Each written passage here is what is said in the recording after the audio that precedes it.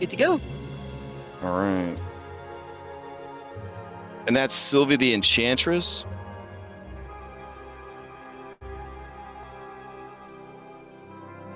Yep, got it. All right.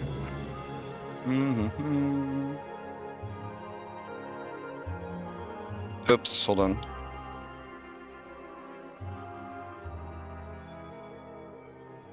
Rating.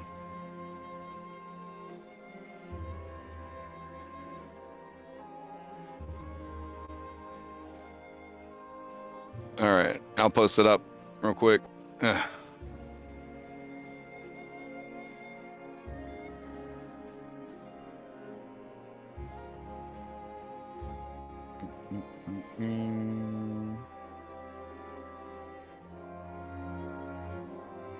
Sweet.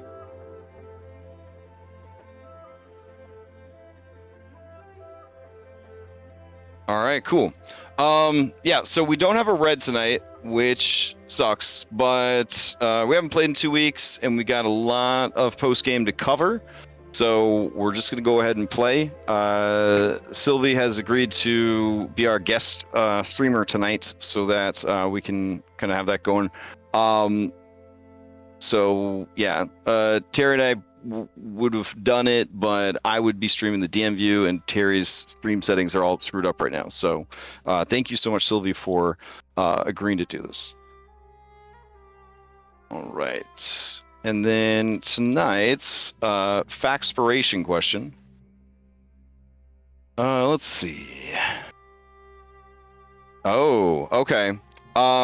You will not know until you agree to do this, but what does your character admire the most and dislike the most about player character X? That will randomly determine which of the other player characters you have to answer this question about. So what does your character admire the most and dislike the most about player character X? So I guess keep that in mind. Does anybody want to give me a recap of what happened 2 weeks ago before we begin tonight's session for a point of DM inspiration? Anybody? Going once? I can give it a shot. Okay. Cyrus, take it away. All right. So when last we met, we entered the next realm of the underworld. After a long conversation with the god of time, or the titan of time itself, Kronos. After much debate as to how exactly we should go about talking to him, whether we try to fight him or hash it out with words, ultimately it came down to Phil making a huge sacrifice by allowing Philippothries to stay with Kronos to keep him company. And with that, he let us pass and enter into the next realm, which was, when we saw it, was a realm where devils and fiends were constantly fighting each other. So we tried to, with the help of a local tour guide, being an imp, we took up our position and presented ourselves as being very domineering and in charge people who had better things to do on an important journey, like to the point where even the demons didn't want to mess with us. Like, oh, okay, they must be doing something, so we'll let them be. And we were actually able to pass through the conflict unscathed, relatively. And now we've entered this new frosty woods and heard the howl of an imposing wolf as we enter the forest. All right, fair enough. So, yes, you guys ended entering the realm of Niflheim? Yeah. So, go ahead and take your point of DM inspiration. Well done. Okay. Does anybody want to answer the question? for I believe it's a D12 Factspiration die that would last the entire session. It's what does your character admire the most and dislike the most about player X? But you won't know which player you have to answer. Not player character. Yeah. Yeah, we don't want to go that meta on the question. Yeah. I mean, I've already. Get Phil real already- personal. Oof. Yeah. So these are player characters. Things have been pretty tense the last few sessions. So this is a rough time to ask this question. But does anybody want to answer it? If Phil no one can't else, handle this social pressure right now. if Okay. no one else wants to, I can do it. Okay. Reset. Let us figure out who you must answer about.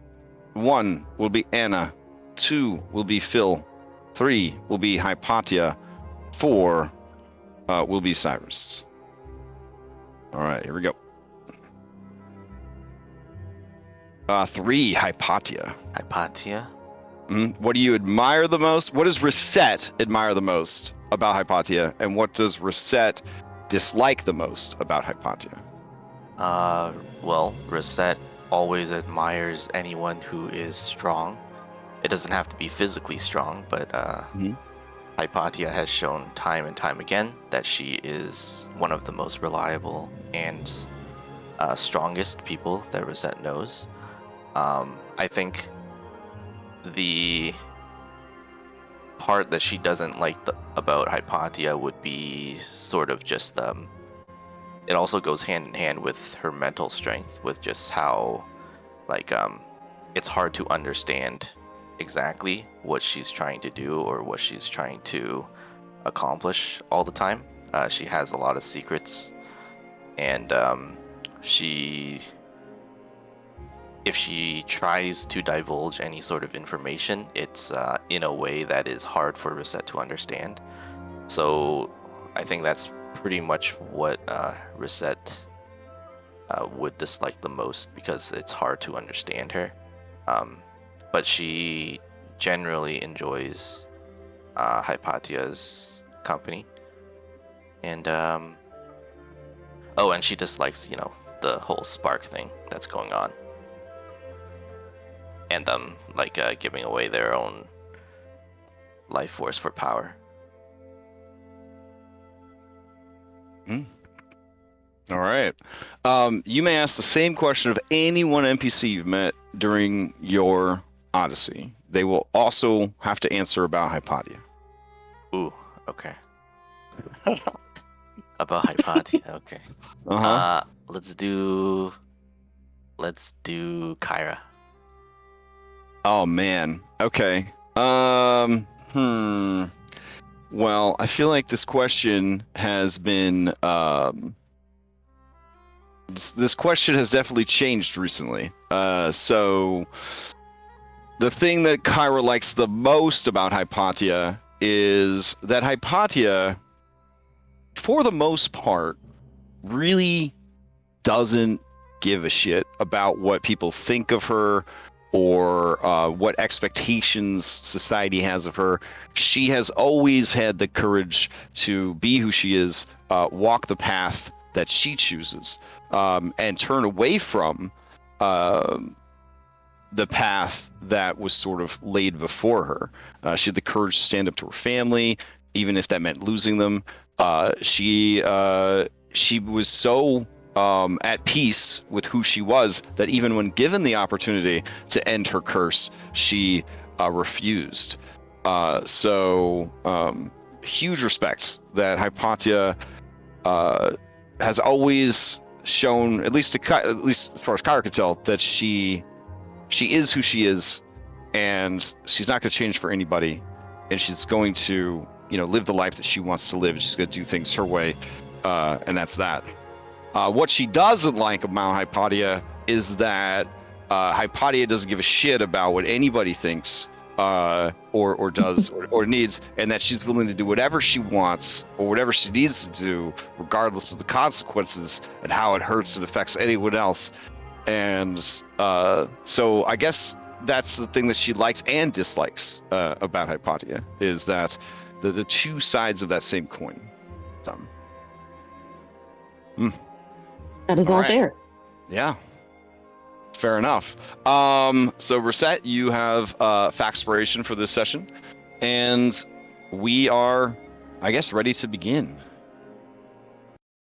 So let's go ahead and put on some, I don't know, some spooky music. Let's see. I think I probably got some spooky music and a little bit of spooky music available. There we go. Just a little bit.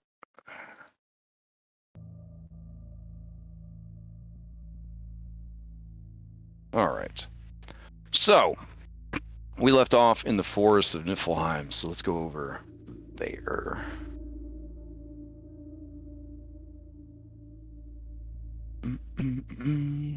All right, so off in the distance, you guys heard the howling of wolves, and Anna heard the wolves kind of saying, people are coming, et cetera, et cetera. So you guys should be in the woods and be able to see the path before you.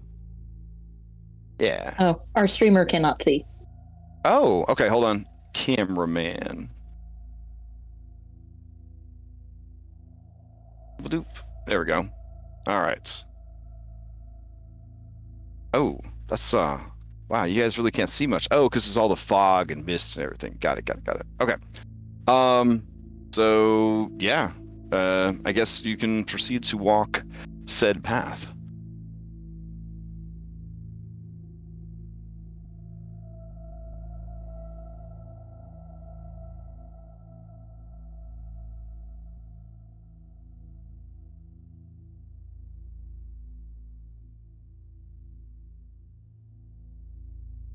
I got all of these.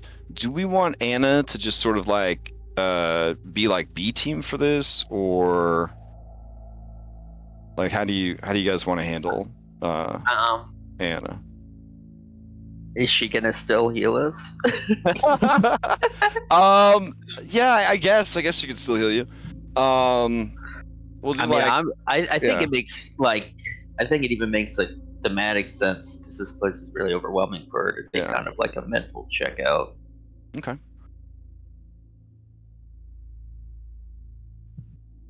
As long as she's still. All right, so right about here, the mist begins to swirl, and kind of bursting from the mist, as if they have teleported through the mist itself, come these wolves. So I'll add you guys to initiative. I'll go find an Anna. We'll make Anna your layer action, essentially. There we go. Oop. There we go. All right.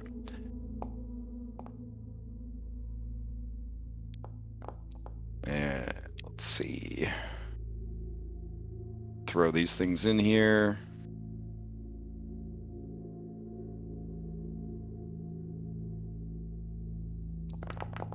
Okay.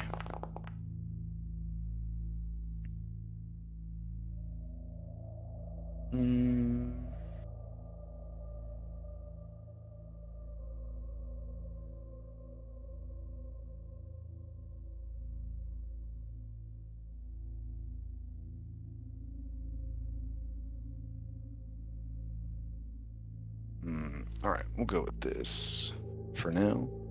So, here we go.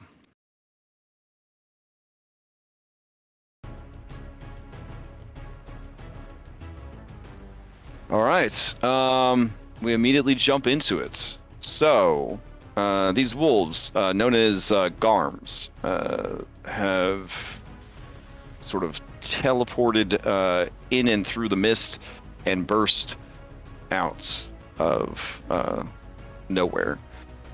This one is going to run towards Hypatia to attack.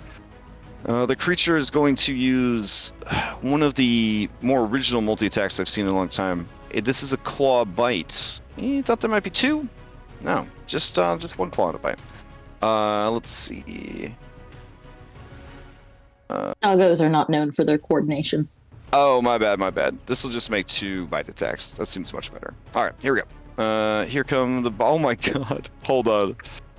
So, when this got imported from Manual of the Plains, that we picked up for this, apparently the importer said that their bite attack did 1d 112, and I don't think you would like being hit for 1d 112. I mean, that could only do 1.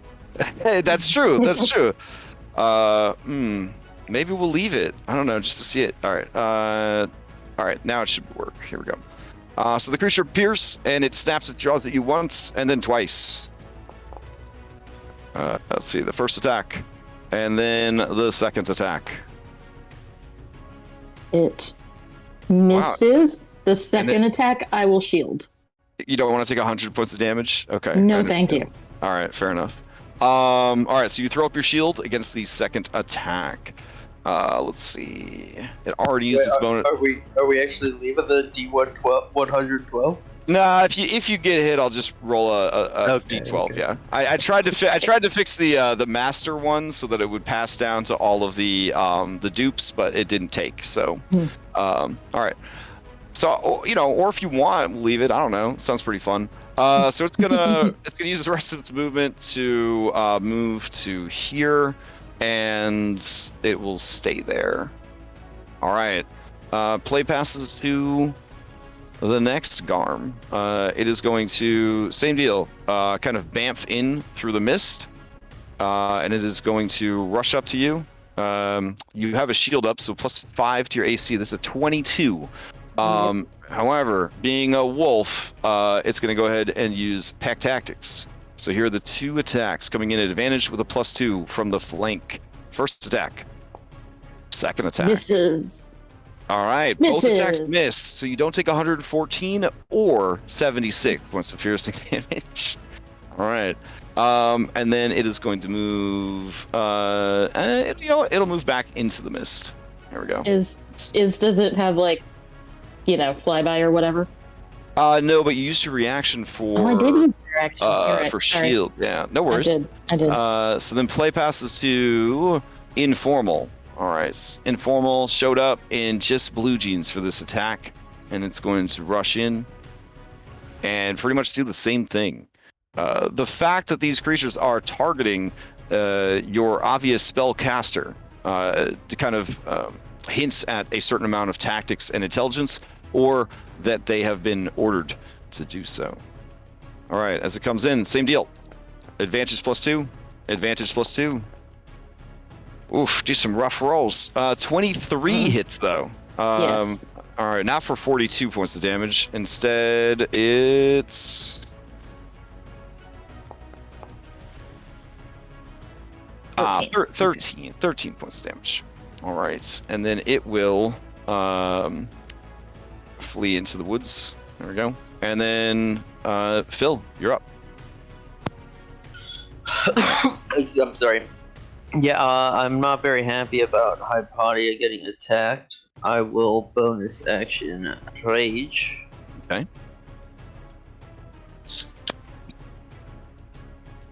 And I will rush over. And I will make 2 attacks. Recklessly. Okay. Oh yeah, 32 is definitely gonna hit. 28 hits for a total of 28. I forgot. I didn't rage first, so yeah. Okay. So 6 more. I thought you did. No, he said he didn't like turn it on. Yeah. Okay. So another 6 damage on top of that. Okay. Okay. So that'd be 32. It is bloodied. Awesome. And I will mark it, and that's my turn. Okay. Wow. I wish I remembered to mark things. It was so cool. All right. Let's see. Play passes to another one of these critters. All right. It is going to burst from the fog, and it's gonna run up and attack Phil with advantage and flank. So here we go. 2 bites. 1 and 2. So 23 for 76 points of damage, and then a 27 for 79 points of damage. They both hit. Also, Hypatia, if you could give me a strength save to avoid being knocked prone by that one that pulled you down, or tried to pull you down. I make these at advantage, so can I Okay. please have a boon? Yeah, sure. Wow, that was shockingly good for me. That is a 14 is what you needed, so you're good to go. All right, and play passes to the next one. It is going to appear out of the mist and rush in to attack Reset. You said it's piercing damage? Yes, piercing damage. All right, so here's a bite and a bite. All right, neither of those is going to hit. Play passes to Reset. Okay. I'm going to ignore the one that just attacked me Mhm. and run over to the other side of Hypatia. So can I run through Phil and Hypatia Square? Kind of like just squeeze past them? Yeah, they're allies, so yeah, you can move through allies. So I'll go there. And then I will hit the one that Phil injured. Okay.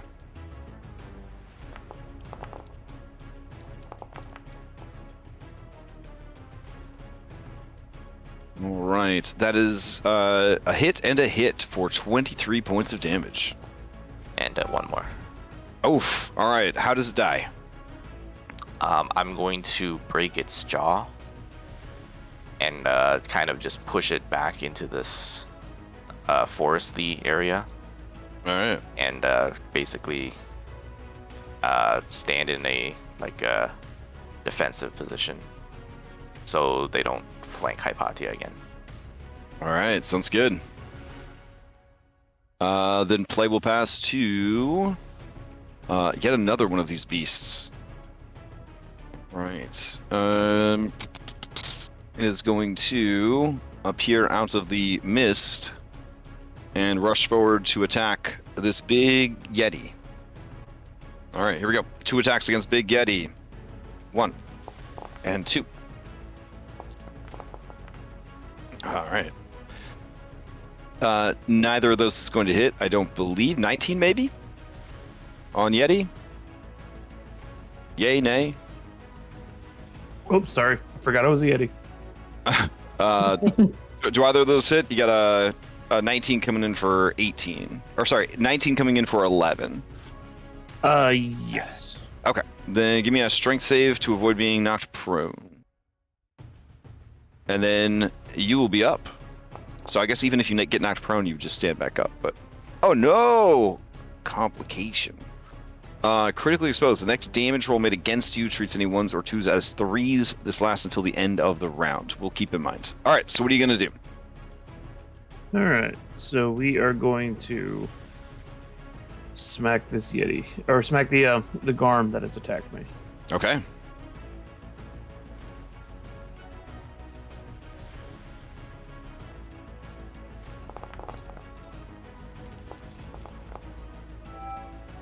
Oh shit. Okay. The 14 doesn't hit, but the nat 20 32 definitely does, and the 30 definitely does. All right. So that's going to be okay. Wow, that's a lot of damage. Let's see that. And they don't. Let's see. Okay. They have resistance to cold. Okay, and then the other attack hits. And there we go. All right, it is bloodied. I just look down with it with a wicked grin on its face. It lets out a howl, trying to call for its allies.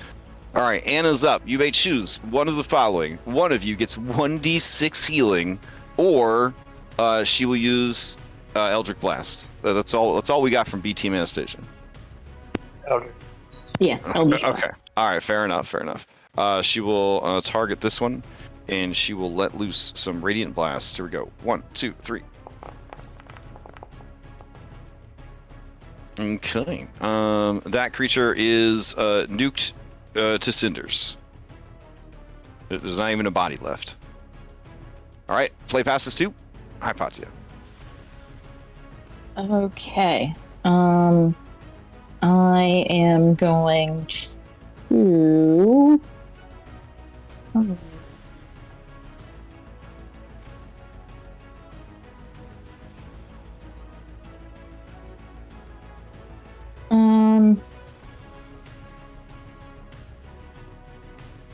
I'm gonna just mind sliver this one in front of me. Okay, the one directly in front of you. All right. I think that is probably my best try. All right. Here is his very, very bad saving throw. Okay, he fails. He takes 14 points of psychic damage. All And if right. he needs to make a saving throw, then he has -1d4 to it. All I right. doubt he will, but Okay. Anything else from Hypatia? nope, that's it. Okay. Let's see. Then play passes to Unsubstantial Garm, who is going to appear out of the mist and charge towards this Yeti. It's going to attack twice. If either of them hits, 1s and 2s will be treated as 3s. Here we go. First one. And second one. Ooh, neither of those hits. All right. Play passes to... let's see. Incongruous. Okay. It is going to... let's see. Appear out of the mist and rush to attack this Yeti. It's going to use pack tactics and flanking. Here we go. It's going to be at a +2 with advantage. 1 and 2. Okay, so 27 for 6. But since it rolled a 2, it's actually a 3, so 7 points of damage. Oh. And give me a strength saving throw versus prone.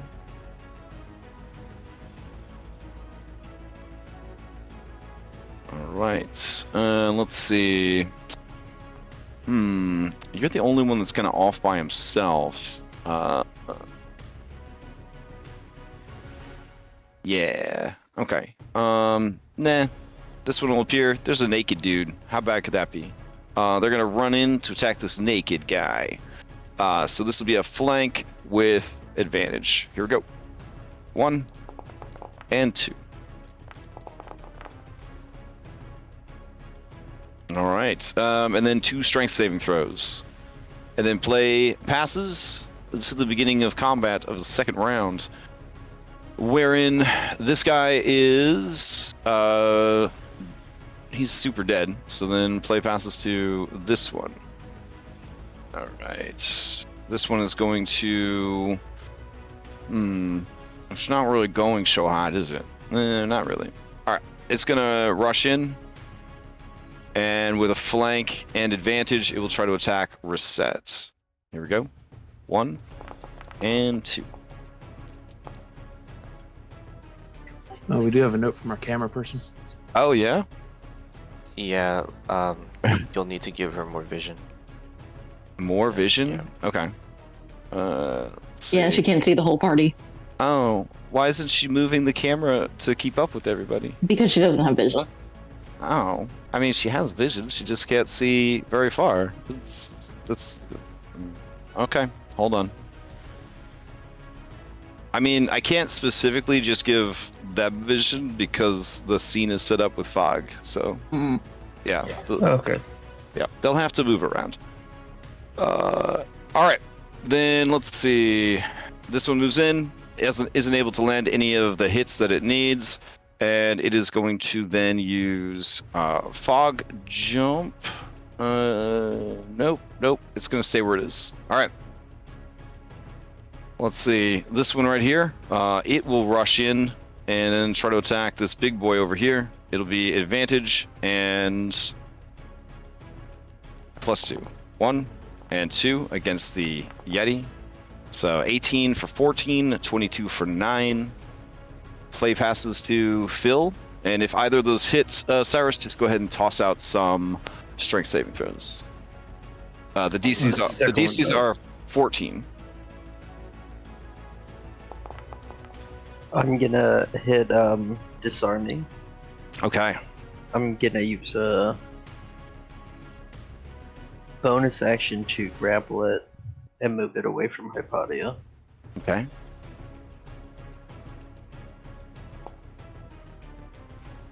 All right. You grapple it. There's no way for it to not make this to compete with it. All right. And then, yep, here's 2 attacks. Recklessly, of course. All right. This is the one that Hypatia already mind slivered. Yes. Yeah, the close Okay. Yeah. So both of those are going to hit, and with the extra rage damage, it dies. Very cool.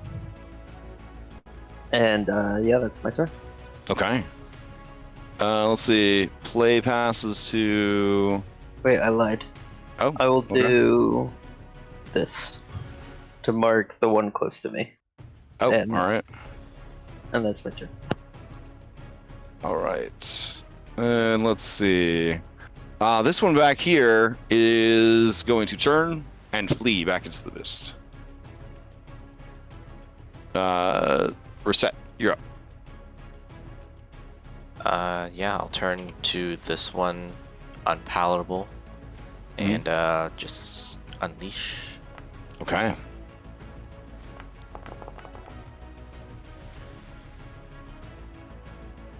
Oh yeah, both of those are gonna hit.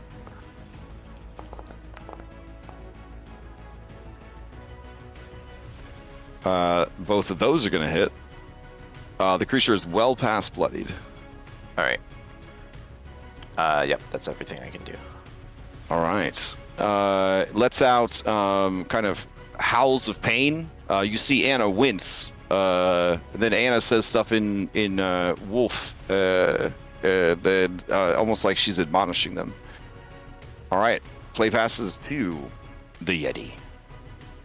All right, we are going to use a cold breath. Okay. I'm not going to do a lot of damage, but I'll hit 3 targets. So Okay. Sounds good. So I'm assuming you're aiming at informal, incongruent, and unpalatable. Oh. Yep. All right. All 3 of them will try to make Constitution saves. I'm just going to go left to right. All right, so we got a fail, a success, and a fail. All right, so the one to the far right dies, freezes over. Unless there's something even cooler than freezing over. no, just turning into a solid chunk of ice is good. Okay. And then let's see. Informal Garm and Incongruent Garm. All right, so Incongruent takes a quarter of the damage, but Informal takes half. All right. Anything else from the Yeti? I just let out an intimidating howl, trying to scare the rest away. Okay. All right. Play passes to Anna. You can get 1d6 healing or a Radiant Blast. Radiant Blast. Right. Okay, sounds good. All right. Let's see. She will just fire at insubstantial. There we go. 1, 2, 3.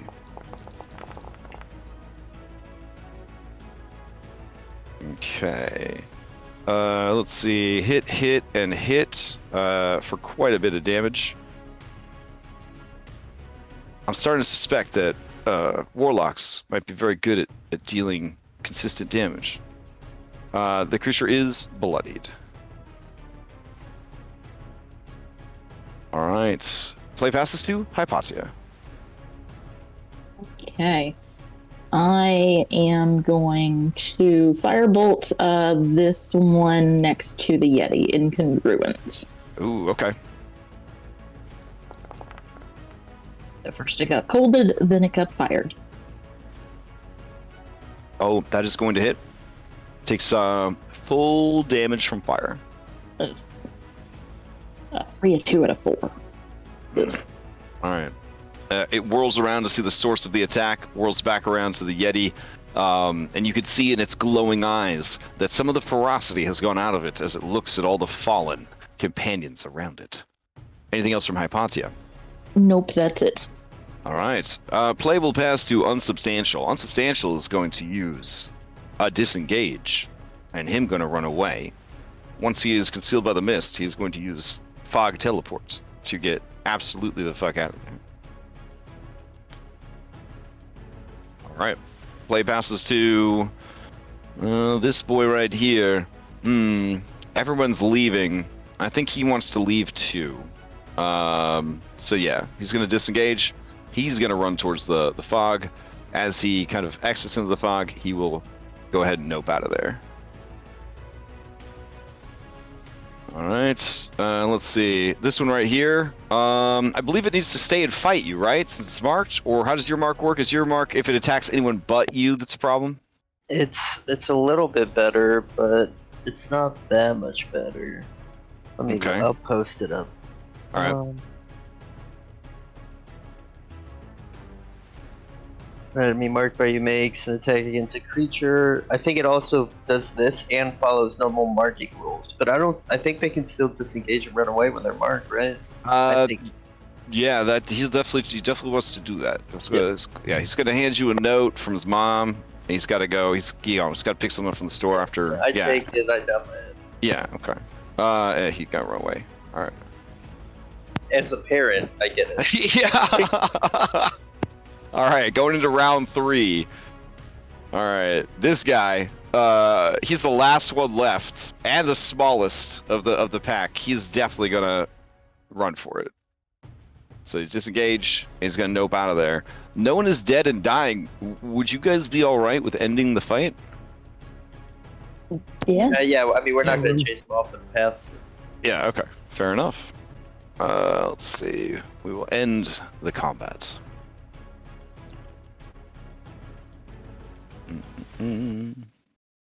Everyone okay?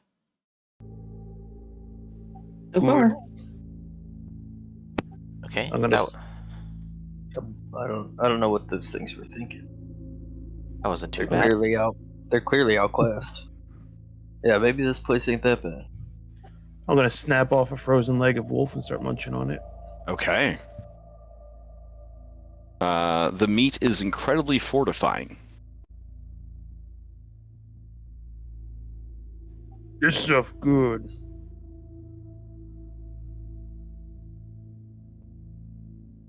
Kyra leans in and says, "Prove it. Prove it." I'll offer her a piece. Yeah, she just tears it off with her very sharp teeth. Oh, right about there, Phil. You see a wagon coming into view. The wagon is being pulled by 2 adorable spiders. They're not like any spiders you've ever seen.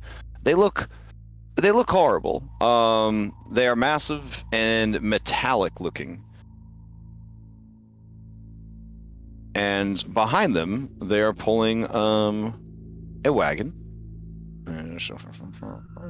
Wagon. There we go. And they seem to be following the path in the opposite direction that you are. And you see that there is a creature who is sitting in the wagon and seems to be holding the reins to the wagon. She looks down at you and she seems to be quite dead, or maybe half dead. It's hard to tell for sure. But half of her face is very zombie-like, very skeletal. The other half still has a hint of maybe the beauty that she had in life. She is dressed very similar to the people that you spent 100 years with, Reset. You see that her wagon is sort of open. It's one of those barrel top wagons, like the old pioneers had, Oregon Trail kind of thing. Inside are a great many cages and tanks, and they are full of worm-like creatures that you have seen before. These like very large, hideous larvae that have the very humanoid faces. For more details, see Heidi Klum's Halloween costume from 2022. If you'd like a better picture of that. They all look miserable. Some of the creatures are actual monsters. You see that there are some bats that look like they have fiery properties to them.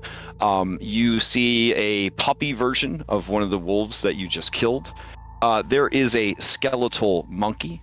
And there is an actual just eyeball, roughly the size of a Thylean volleyball.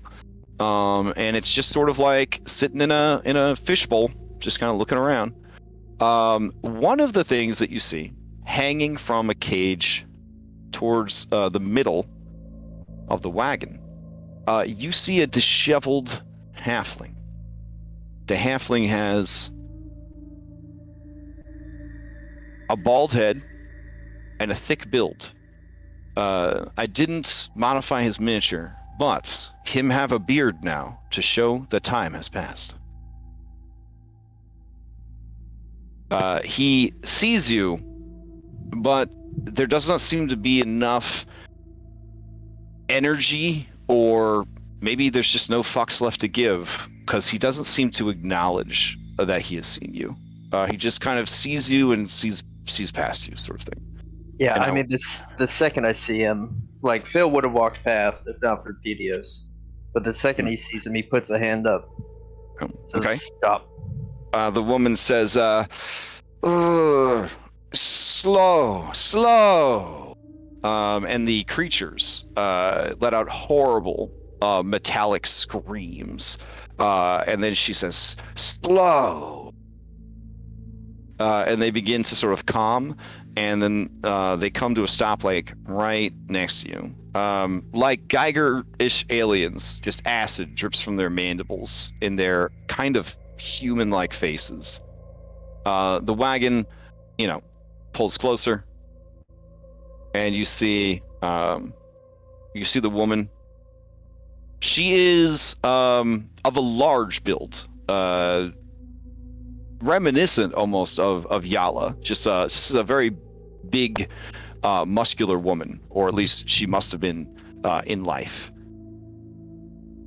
She looks at all of you, and you see that her one eye is not an eye at all, but simply a nest of maggots.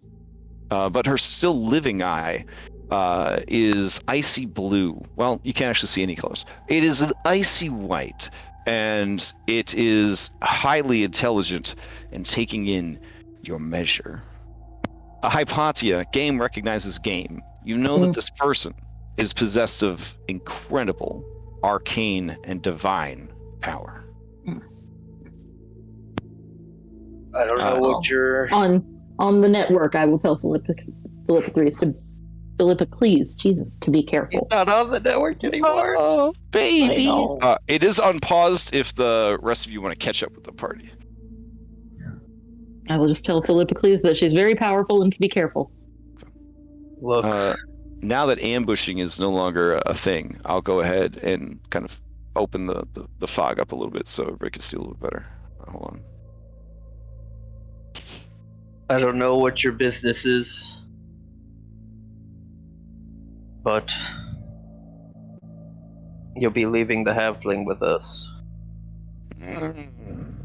You want this halfling, this thief?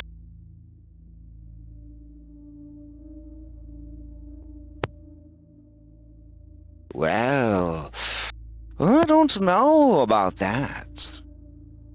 This wretch was trying to break into Lord Hades' vault.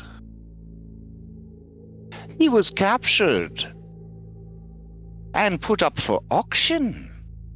I paid a very high price for him, and I don't intend to let him go to bandits on the road.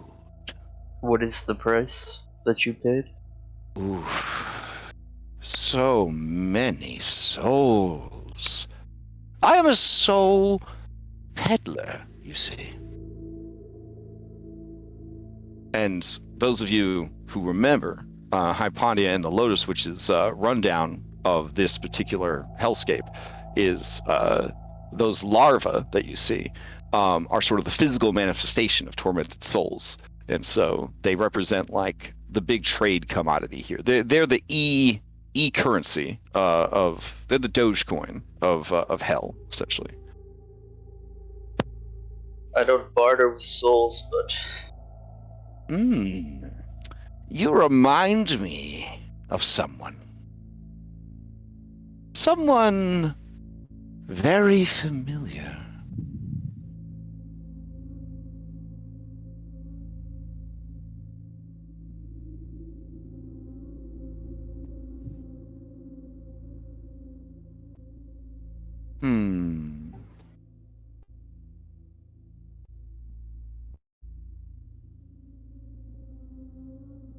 Phil's Yeah. just kind of like looking at her with like a "I will kill you" kind of look. Like this is a non-negotiable. Hypatia steps up behind and asks if there's anything else she would take in lieu of souls. Oh, there's not much of value here in the underworld. Souls grease the wheels of commerce, and this one is a mighty soul indeed. It burns bright. He's been here so long, but he holds on to something. His mind has almost broken. His spirit dwindles like the last flames of a long-lit candle. But he whispers a name over and over, and it sustains him. It's quite a prize. Quite a prize indeed. But it seems, serendipitously, that you know this man. You are determined, I can tell. And you walk the path.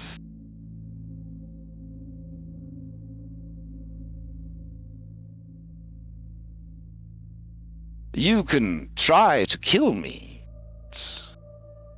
I will not play fair. I will remove you from this path, and whatever it is you seek will be lost. You would give up everything, all your progress, for this broken, pitiful man. I would need only walk it again. You would risk your life for this. Would you walk it for eternity?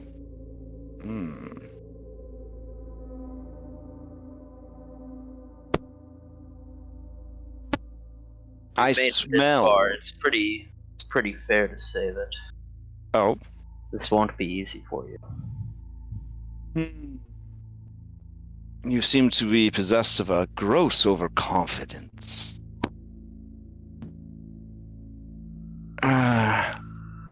Her living hand kind of scratches at the dead half of her face, and you hear sort of a crackling sound, and just like beetles kind of like pour out of the hole in her face, and then kind of crawl into her hair, and then down her like mummified neck before burrowing back into the dead flesh on the right side of her body. And she says, You want him, that much is clear. But you also need him.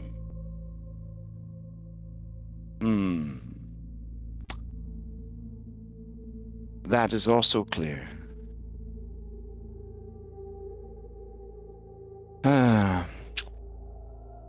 What sort of arrangement could we make?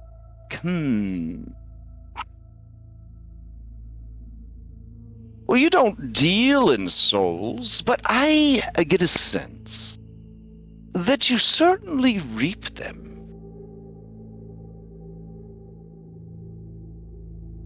On occasion. I think it's a bit more than on occasion. Here in the realms of death, I can see the shadows of the souls you have committed to the afterlife flitting behind you in endless procession for some. An impressive crowd for others. Glance behind me real quick and see if I can see anything. Kyra says, "Woo!" when you turn around. That's And creepy. She says, and it's quite simple. I will release this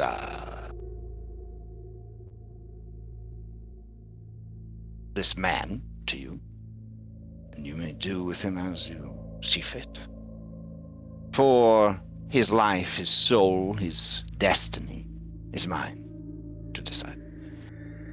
And in return, I will simply receive the next 333 souls that you send off to meet their maker. Your heroes, no doubt. You play at a bit of divinity. I can smell it on you. So, obviously, those you kill will be deserving of whatever fate lies in store for them.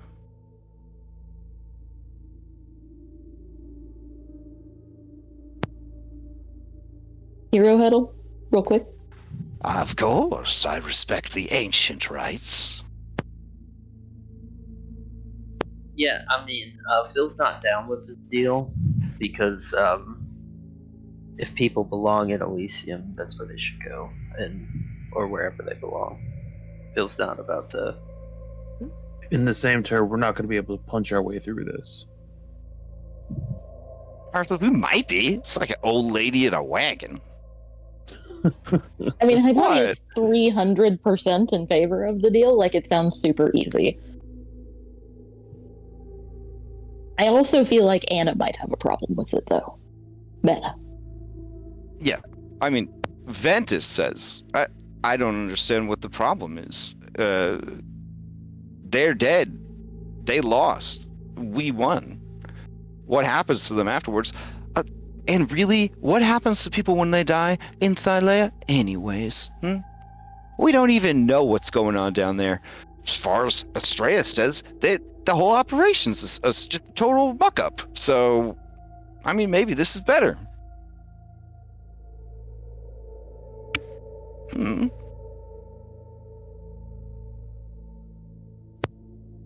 Well, But, I mean, we could just fight her. I mean... Can I Oh, like, but make- Hypatia, yeah. Do you kind of yeah, look can I make like a honor? history check to know who this is? Yeah. Yeah, sure. I mean, you also have true sight, but yeah. go ahead. Yeah, go ahead and give me a history check. If you could join me in secret chat real quick. Okay.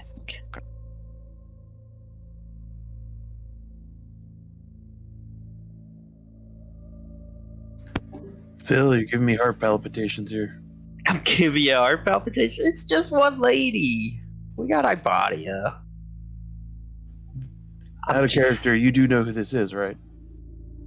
Oh, I have no idea. This is literally the Norse mythology's goddess of death. This is hell. Well, I mean, we're talking about Phil here, so his actions make sense. So They do, but you're scaring me, sir. You're like, oh, let's just fight her. This is literally a goddess of death. I'm fairly certain. Meta knowledge. I will not let it influence my roleplay. But yeah, I mean that makes it a bit different than what I was expecting. But yeah, it would be fine. We'll see what Hypatia comes back with, but I'm fairly certain. She can probably talk us out of it.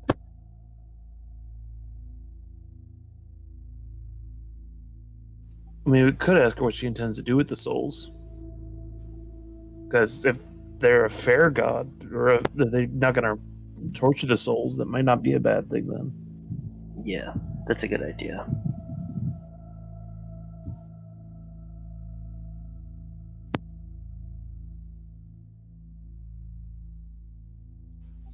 Might ease some minds as to what the deal actually is.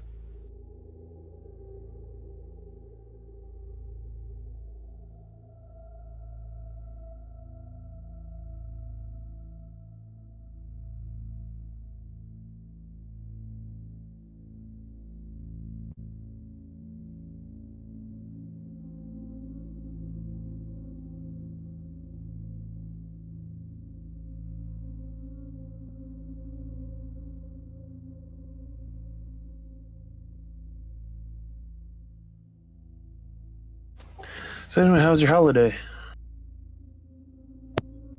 Oh man, it was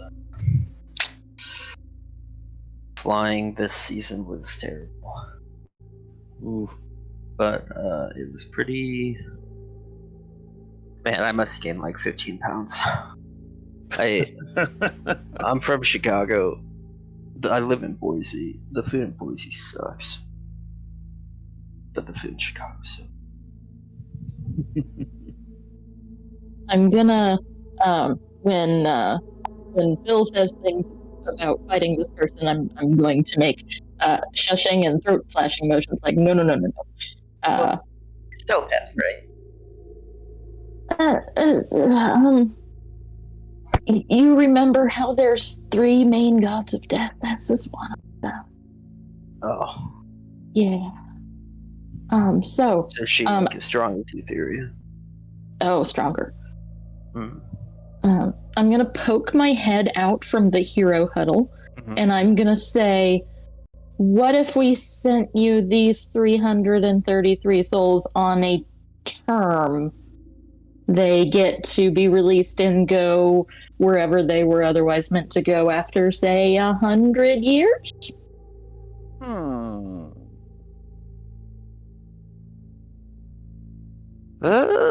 That would give me inferior product, you see. And I have a reputation to uphold, as do the women that I work with and for, and that work for me. There's a gold standard on souls. If we start peddling souls that disappear in a matter of decades, well, that's not good for business. That's not good for our brand.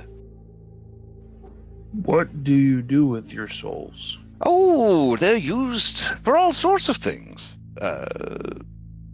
For trade, for rituals. They are used to build things. Honestly, most of the structures that you see here are built of souls. For souls last when all other things age and turn to dust. Souls truly are the lifeblood of the realms of death. Why, even this wagon is made of souls.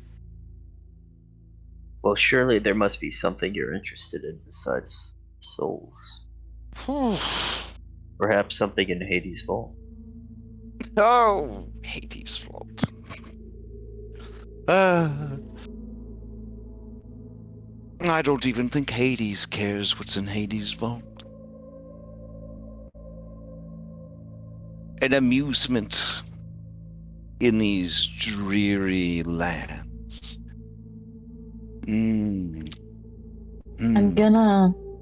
I'll send an apologetic look at Pedios, and I'm gonna ask, what if we simply borrowed this soul from you, leased it, as it were, to be returned at a future date. Oh my. How cruel. Well, what would I get on loan? I feel like I would need something to make sure that you made good on your bargain. Some sort of collateral. Another soul to replace his until you returned it.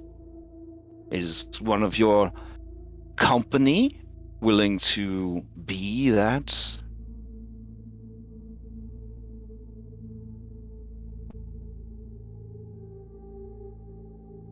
Okay, I'm gonna say something really horrible. Please don't judge me as a player. I'm gonna pop Skilla out of her Pokeball. Hmm?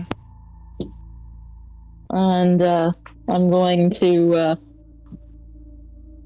sort of demonstrate my better than usual familiar and offer her soul. A familiar is but a portion of your soul. That would not be enough. And, you would not be able to summon a familiar while I had her. I know that. It's rather a large sacrifice on my part. If you say so. I need a moment to think about it. And she reaches into like her bag. She pulls out a long-stemmed pipe. She packs it with some, I don't know, fucking souls. She starts puffing out. A little ghost puff out. She seems deep in thought.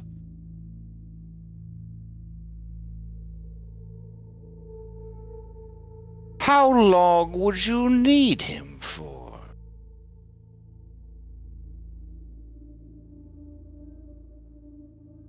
We need to get into the vault, and he has business in the world above that we intend to help him with. That's my significant glance at him.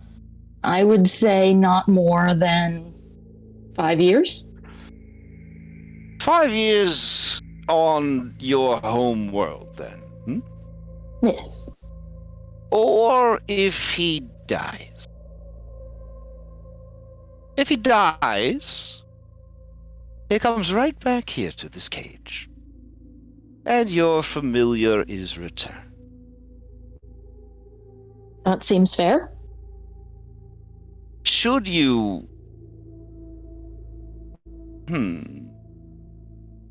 Yes. Yes. How interesting. How very interesting. All right. I think that is a fine deal. Gonna look to the others for approval before I make any commitments. Anastasia refuses to make eye contact with you. Okay. I'm just staring at her like I was staring at Phil. And I'm just thinking in my head that they've both given up something close to them already. Don't say anything. Phil's just kind of like, but why can't we just have him for keeps? I'm sure we could take her. Well, maybe we can take her a little bit better in 5 years. Said on the network, not allowed.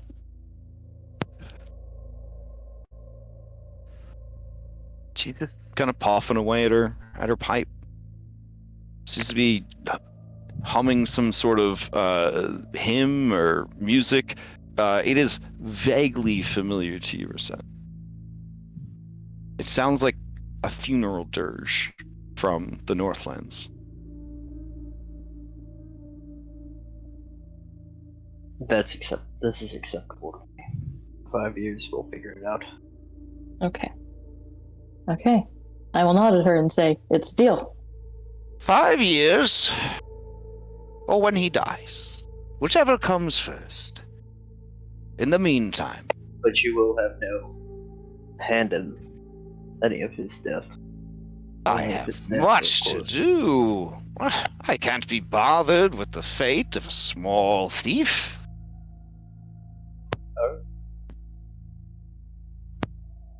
I have a business to run.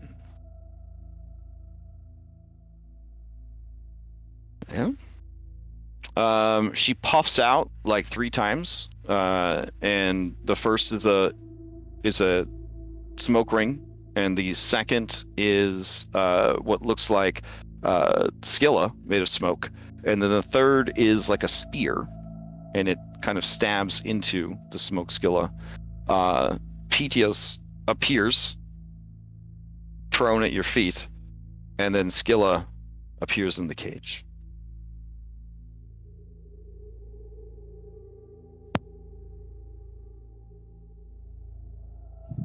I'm I hope gonna they know what you're pick doing. Petios up and I'm gonna start walking past her.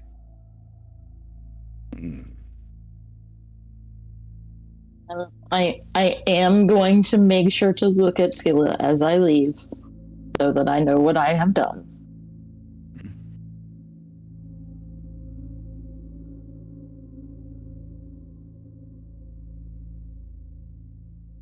You hear a woman's voice, the woman that you just bartered with, say, "You will learn soon enough just what you have done. But for now, do as you would. Do as you always have. Damn the rules." Hmm?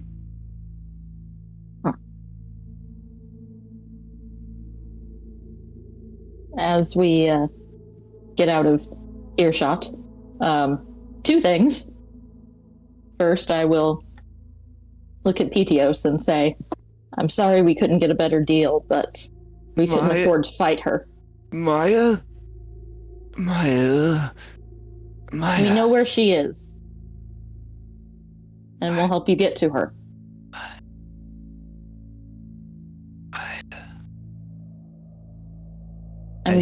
He stares unseeing. Everything's black and white, but he is pale, and he is creepily enough not like emaciated or anything, or malnourished looking. Yeah. I'm gonna look at Phil and Anna and to see if they can together determine if like a greater restoration might help him. Let's see. That would be a very high medicine or a medium level religion.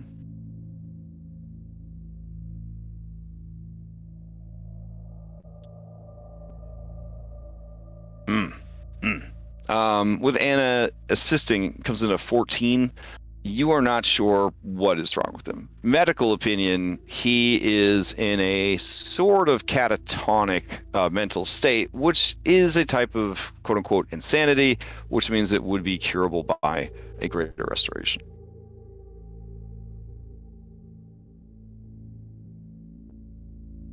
Are we okay with spending an Anna resource on that? Yeah. Okay. Let's see. Spellbook. Greater restoration. Let's see. 100 gold. And who gives a shit about 100 gold at level 16? All right. Okay. So she will cast Greater Restoration using one of her pack slots. As she goes to cast the spell upon him, the spell, you see her cast it, you see the magic kind of leaving her fingers, and you see it just sort of trail away from her hands like so much mist. The spell slot is lost. And it did not help. It doesn't seem that Greater Restoration can even be cast in this realm. But it will gladly take the magic as you tried to do so. And you do recall the low switch saying that any sort of exhaustion you suffer here cannot be recovered while you are here. So that may also apply to any sort of physical deterioration or mental deterioration. That this is this whole realm, the three glooms, is designed to just eventually wear down everyone until there is just nothing left. Mildly horrifying. Okay. Well, I guess we'll just have to keep an eye on him and take care of him until we can get out of here. Seems like Secondly, is Mario still around? Yes, Mario is invisible, but he is still there. You can see him through sight. Yeah. He was keeping very quiet. Yeah. I will look him in the eye while he's invisible and tell him a position has opened up. He smiles at you, and he says, I'll hang out on your shoulder, but I don't think there's any way for us to make that kind of connection anymore.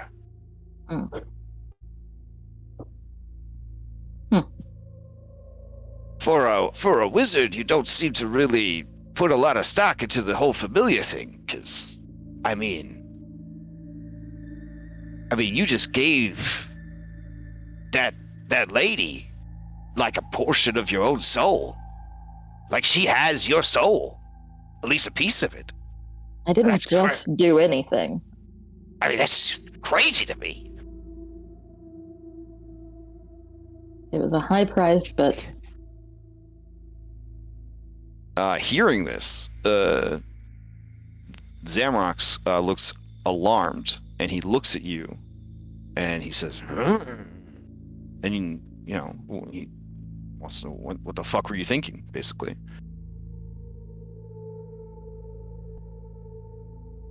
It was the only way I saw. He shakes his head, and he punches himself in the chest. And you know that he was getting ready to volunteer himself. I would not have allowed that.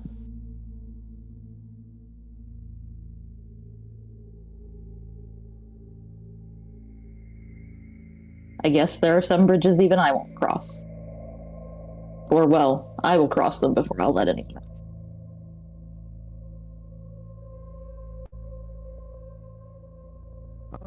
Ventus says, so your familiar wasn't really a flying snake? It was just a part of you, like a mini you? I just look at her like, duh. Obviously everyone knows that.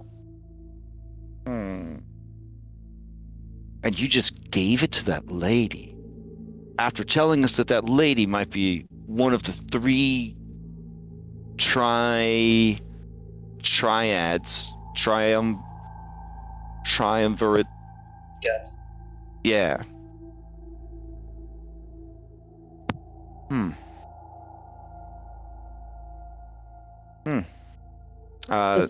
Just gritting my teeth.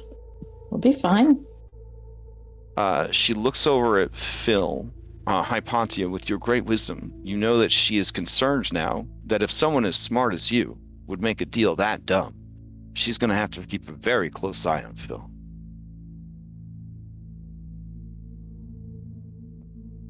I'm going to whisper to Cyrus. Oh my gosh. Was that hell? Probably. What's wrong with them? What are they going to give up next? I don't know. I'm starting to get worried.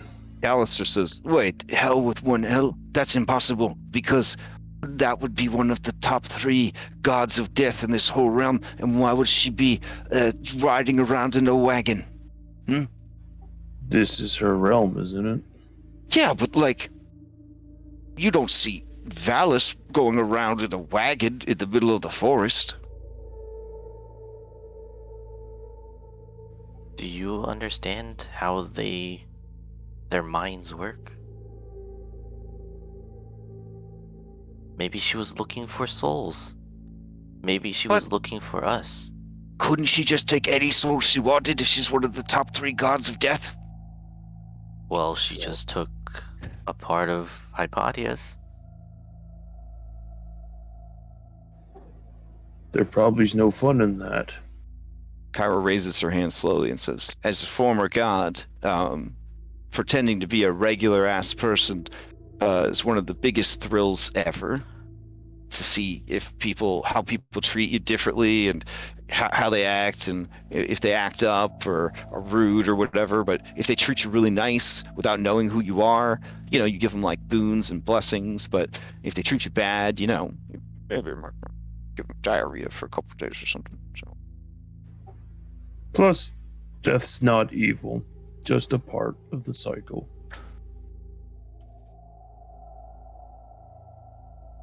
Karis, I don't know. I think that lady seemed pretty evil. I don't know. I think, look what she did to Pedios.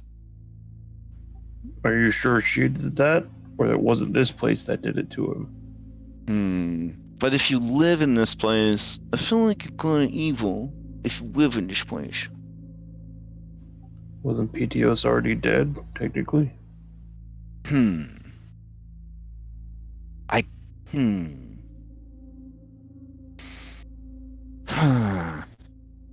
Yeah, I guess so. Well, I guess we walk through forest.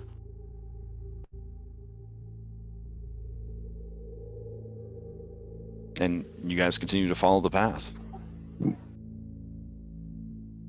All right. So much time passes.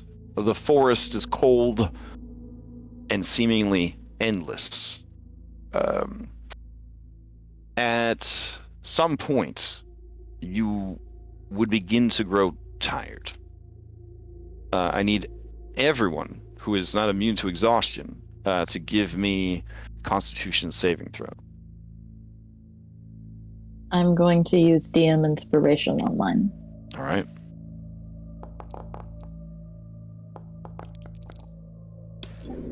If I wanted to use Factspiration, do I do it after or before? Or Factspiration is after if you have a Factspiration. But if you have a inspiration is always before. Yeah, inspiration always before. So I use Inspiration on this one, I guess. Okay. I feel like it's important. Yeah, that was a good choice. That's a good choice. Yeah. Okay. Well, I'll roll for Anna, even though Anna's on the B team, but Anna's already, got a lot of horrible shit going on, but that's fine. Let's see. And they got a plus 11. Fine. Yeah, crushed it. Okay. All right. You, I guess, continue to march through the woods. They are beautiful in like a very ominous and creepy way. And soon you find that the path begins to rise. You find yourselves climbing mountainous sort of terrain with the trees always kind of pressing in around you. At one point, you hear the sounds of a great battle off in the distance, but the mist obscures the action. You hear what sounds like giants and dragons, hordes of undead, and the ghostly wails of the damned. Horns are blown, dragons roar, giants bellow, and still you walk the path.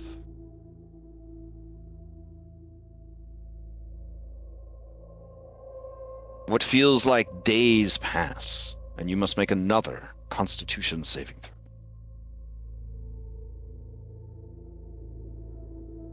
How long does it take? How long is it? For everybody, including you, Phil, it feels like at least 3 days have gone by. But at no point did you feel that you needed to stop to rest. Well, fuck. Mostly because you felt like resting would do you no good.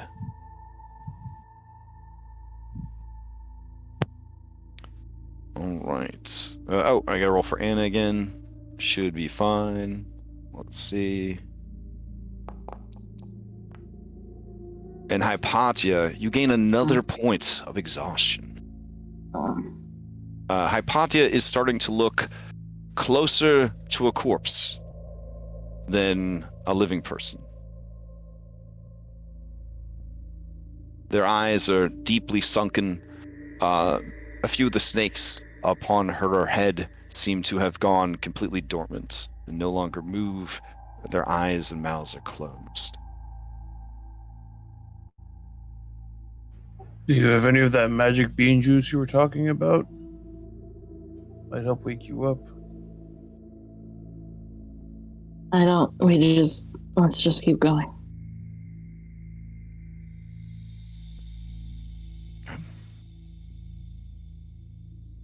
All right. You find a cave in the side of the mountain.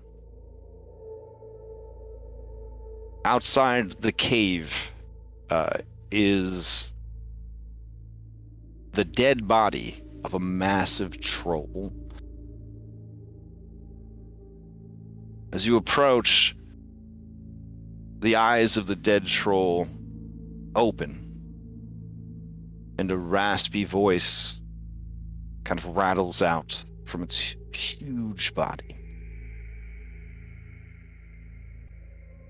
It is speaking in Giant. I speak Giant. Sweet. All right. Yeah. Then in Giant, you hear it say, who travels through King Solkazi's realm?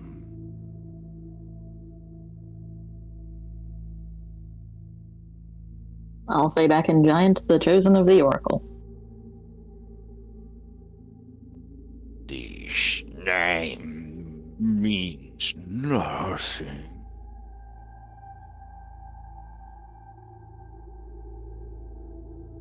You wish to pass through the Troll King's tunnel. You must pay a toll. A troll.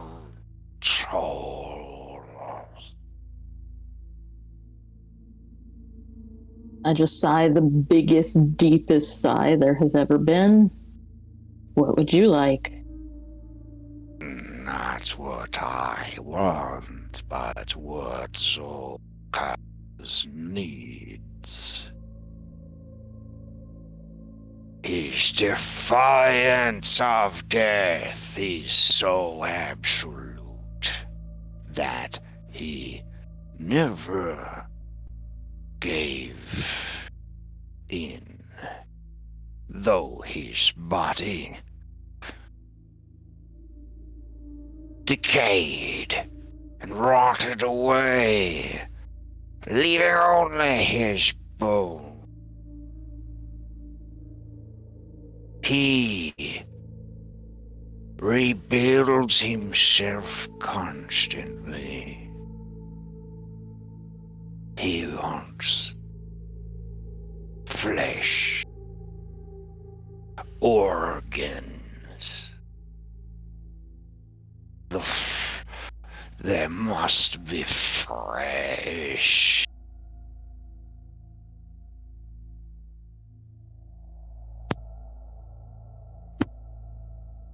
The toll must be paid, or the tunnel will only take you into oblivion. What if you seek the gloom of Pluton?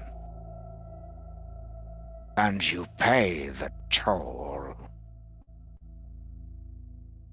The path will take you there.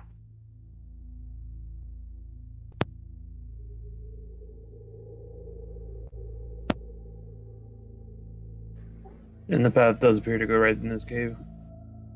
Oh, it does. Yep. Question. With Speak. my knowledge of magic, Uh-huh. would the creation spell be able to make flesh? Ooh, that's a great question. Let's see. And a clever solution. You can make vegetable matter, stone or crystals, precious metal, gems, or adamantine or mithril. When you pull wisp of shadows from the shadow, create a non-living object of vegetable matter within range. You can also use a spell to create mineral, and you can also. So no, this does not list flesh as one of the things that you could provide. This is being translated. I would assume with the huge intelligence score, she's kind of relaying it on the network. Unless you're withholding. If you're withholding No, I'm information not. or altering, okay. Ask him how much he needs.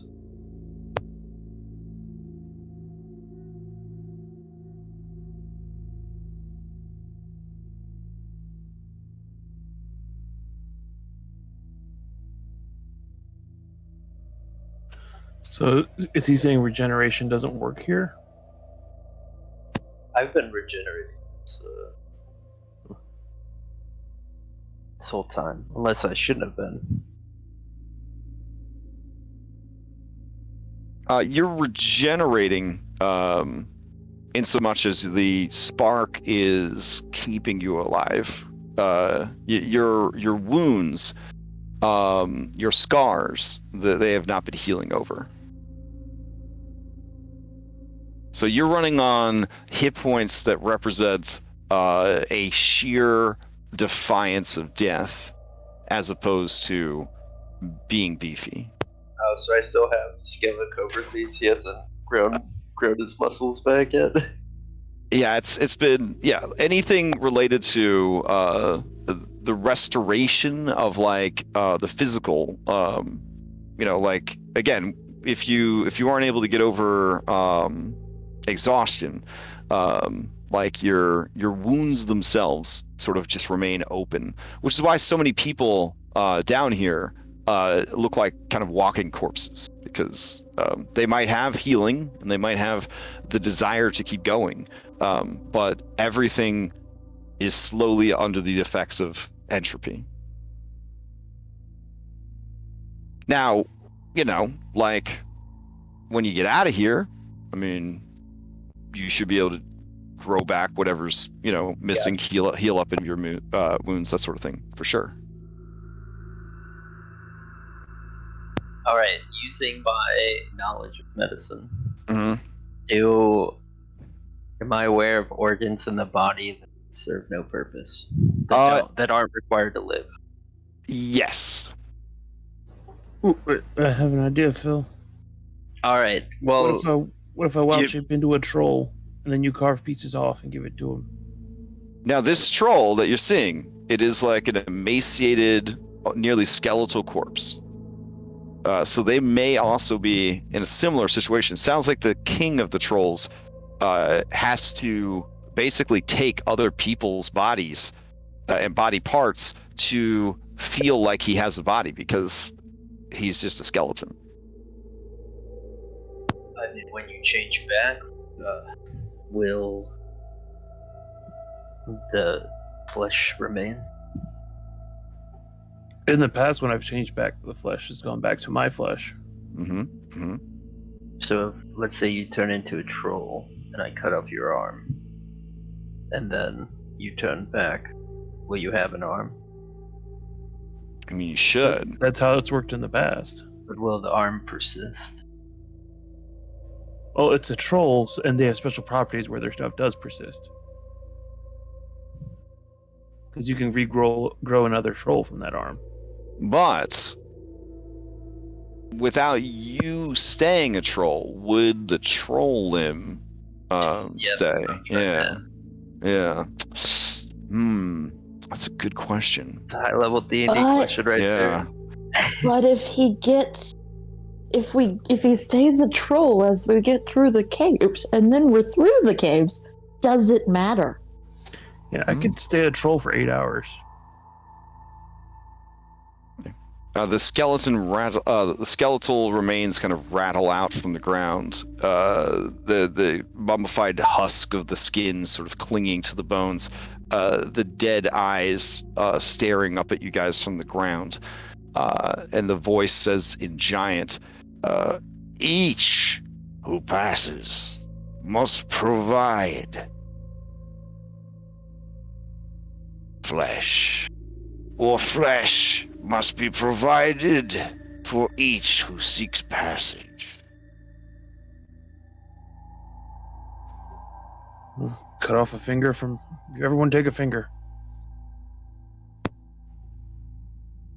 Crash, could you answer my earlier question about medicine and organs? Oh, yeah. Aren't necessary.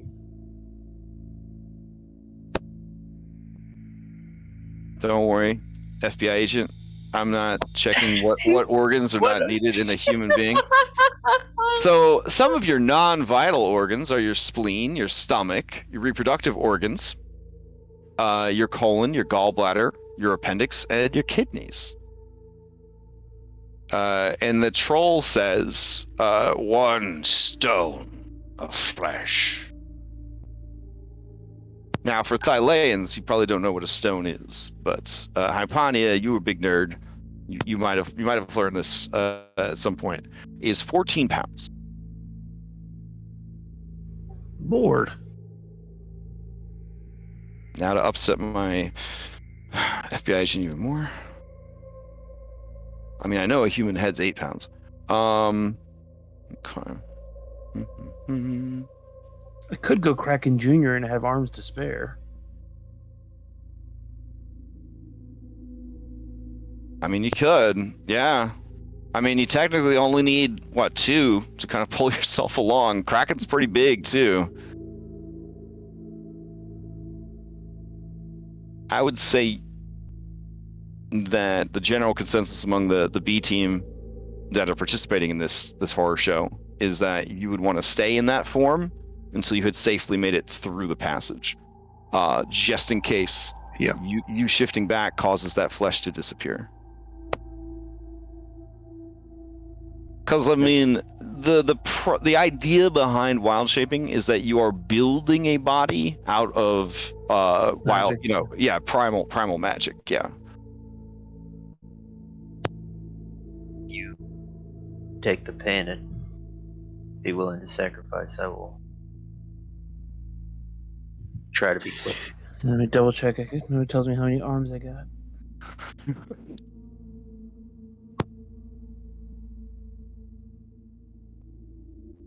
Okay. Well, good news. A giant squid, which is probably the closest real-world thing to a crake spawn, which is what you have access to, weighs about 1,000 pounds. So you could easily provide the flesh needed. Yep, you probably only need to take 4 tentacles. Yeah. And chop them up. Be honest. I mean, all the weight's got to be in the tentacle, right? At least half of it. So yeah, I'll withstand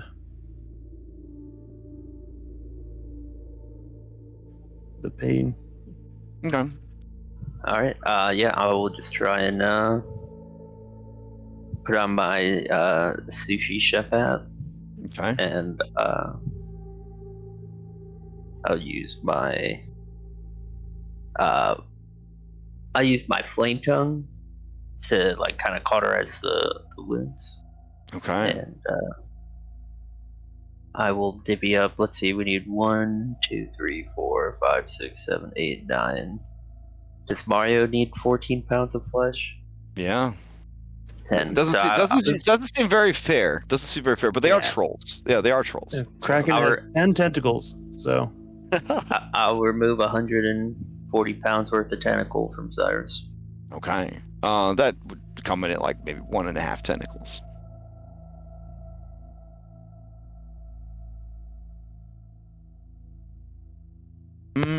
You know what? Let's just put it. Let's just say it's 2 full tentacles. That should probably pull. Yeah. so I can grapple 2 less targets. Gotcha. I'll keep that in mind. Well, I mean, you're also gonna take some damage too. Oh, Yeah. So let's see. Maybe Anna can kind of like try and heal it, as I'm slicing Oh away. well, no. Before you slice him, I'll give him some temp HP. So it's There you kind of go. like a whatever they do to dull the pain. So life for life, I will give you 50 temp HP. Alright, so I got 50 temp HP. I'll drag the mini out. Oh, I think I already put it on the table for you. Oh, okay. All right. The burning blade comes down, chopping 1 and then 2 beefy tentacles off.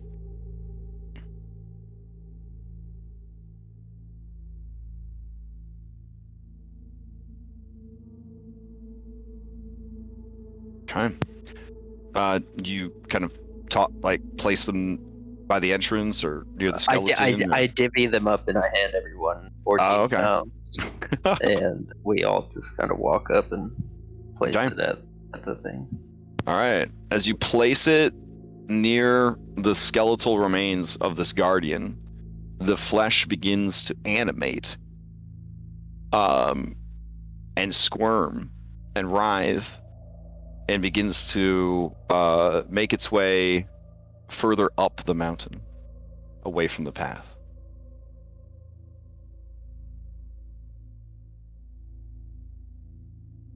Out of sheer curiosity, I'm gonna telepathically talk to the Troll King Mhm. and ask him if he wants me to take a piece of his flesh to bring back to our world so he can regrow there.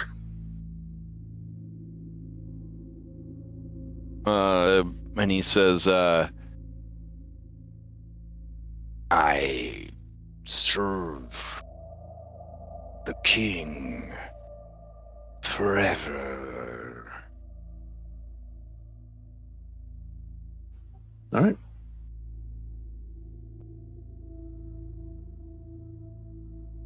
And you see the kind of sightless eyes close, and it lets out sort of a death rattle and no longer moves. The darkness of the tunnel lies ahead.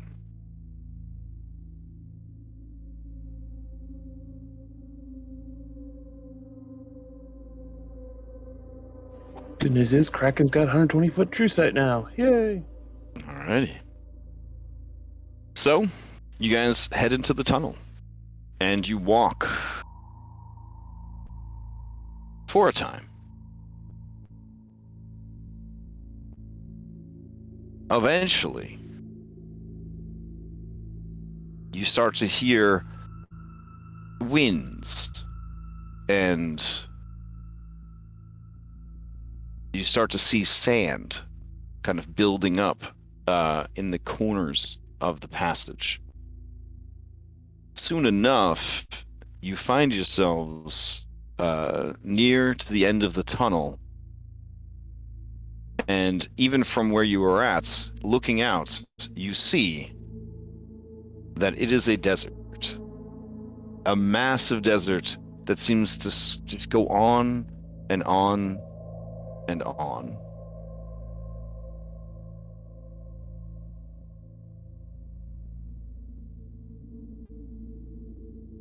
You follow the path out of the tunnel and into the desert. Now, get ready to send you over to the next area. This place is crazy.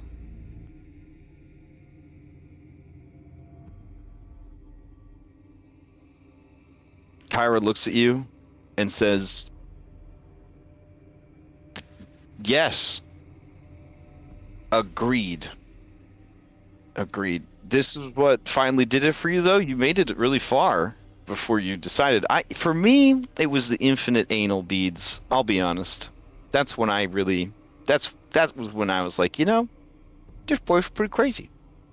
I'm just gonna turn around and look at Kyra and snap. Is there any reason you have a problem with the metaphor of a string of pearls?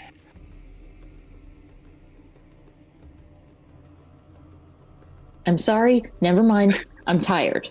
Wait, there's a metaphor of pearls? I thought they were anal beads. I mean, wait, have you seen anal beads before? That's what they look like. Have you seen pearls before? Well, What yeah. they look like? They look like anal beads. Padia takes 100 psychic damage and dies.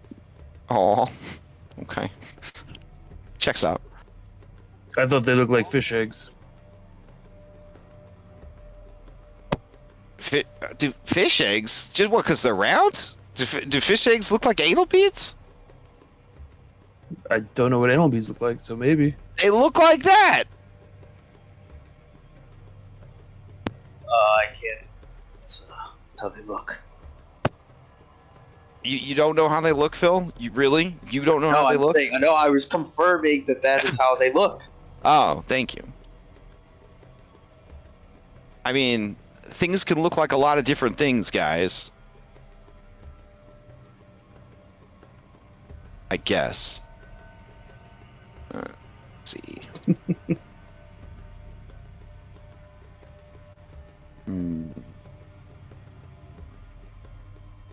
Oh, hold on. I'm trying to get this to work, but it's acting up real bad. Let's see what I can do about it. Oh wow, what a hot mess. Okay, hold on. So I had this really cool map, but it just keeps breaking. I think this will work, I guess. Okay, I'll bring you over there. Let's see.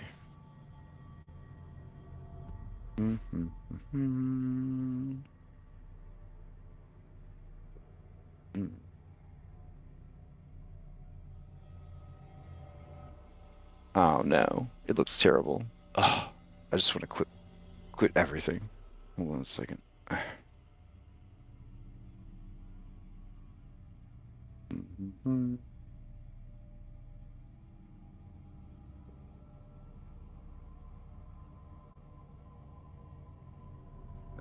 See. This might be a good time to grab a refreshment or something. For some reason the map broke. I'm trying to fix it real quick.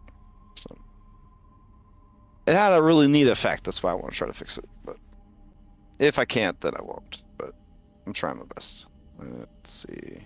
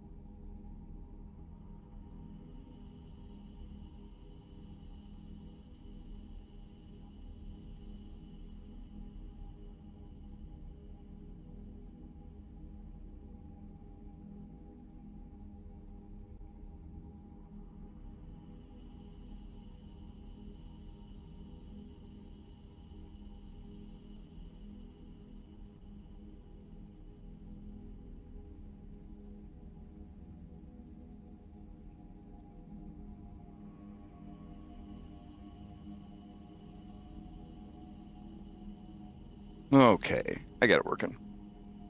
Yay. I made this sort of endless desert map that's supposed to look really oppressive and sad. So I didn't want you guys to miss out on that. All right. Bring you over to the deserts of Pluton.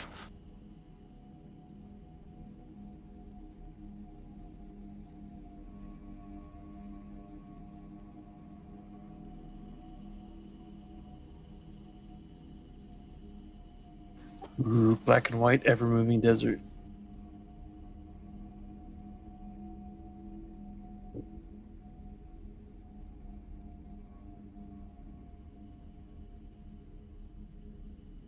I'm guessing this pink line is the path. No, it's supposed to pick. I had to rebuild the whole thing though, so because the parallax here broke.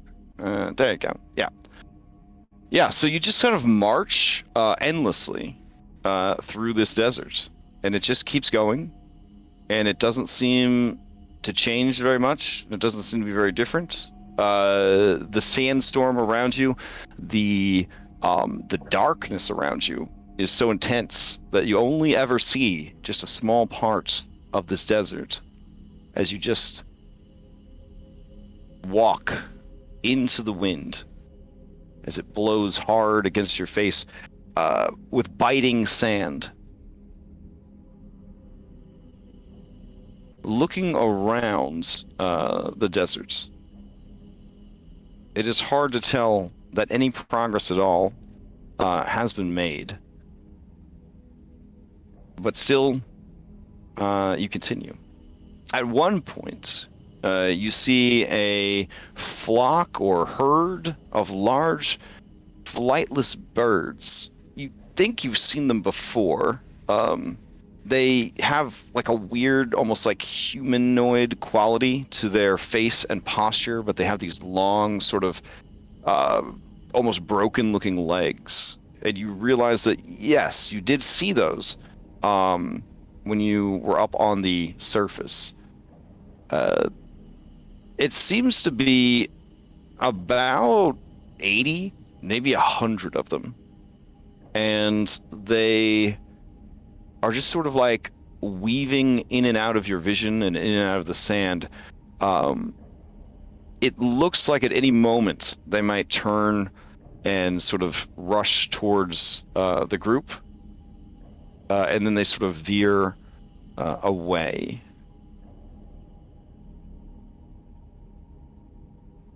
Disappearing back into the dark and the wind. It seems that they're gone, but about what feels like 10, 15 minutes later, the ground begins to shake, the sand dunes begin to collapse, and you realize that an even larger number are stampeding towards you, like the wildebeest at Mufasa.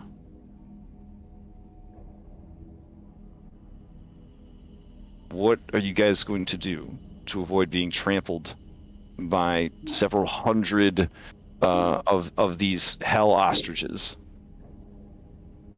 Well, if everybody gets real close together, we can be in a hamster ball of wall of force. Okay. So you kind of have everybody rush together? Yep. Really smooshing and squeezing in there? Yep. Okay. Oh, I guess Cyrus wouldn't be there because he's Oh, do you turn back to normal after you get to the desert, or? No, because technically that's my second transformation. Oh, okay. We haven't short rested since then. Oof. Being a kraken in a desert? God damn. That might be worse than having your limbs chopped off, honestly. I mean, false, right? All right, so you guys all huddle up together. It's a 10-foot diameter, or is it 10-foot radius? Let's see, in a hemispherical dome or a sphere with a radius of up to 10 feet, so it's a 20-foot diameter. Okay, great. Then everybody fits inside. The creatures kind of charge you, and you just hear them kind of dink-de-donk, dink-dink-de-donk-donk, and they kind of run over it. They smash against it.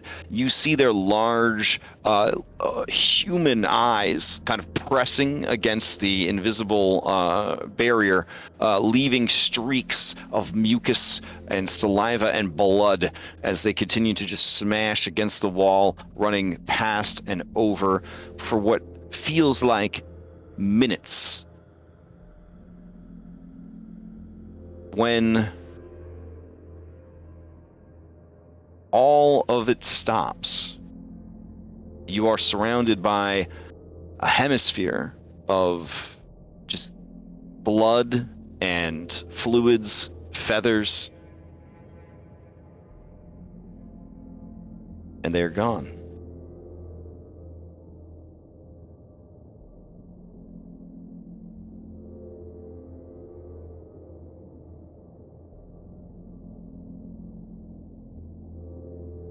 Once they're gone, I'll drop the wall of force and we can move on. All right. I need everyone to give me intelligence saving throws.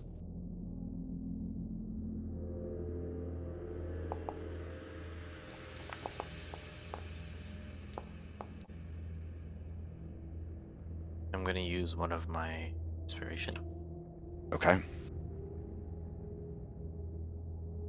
I feel like Anna, for this particular one, would probably want to use an inspiration. I'm gonna make the call. All right. Go.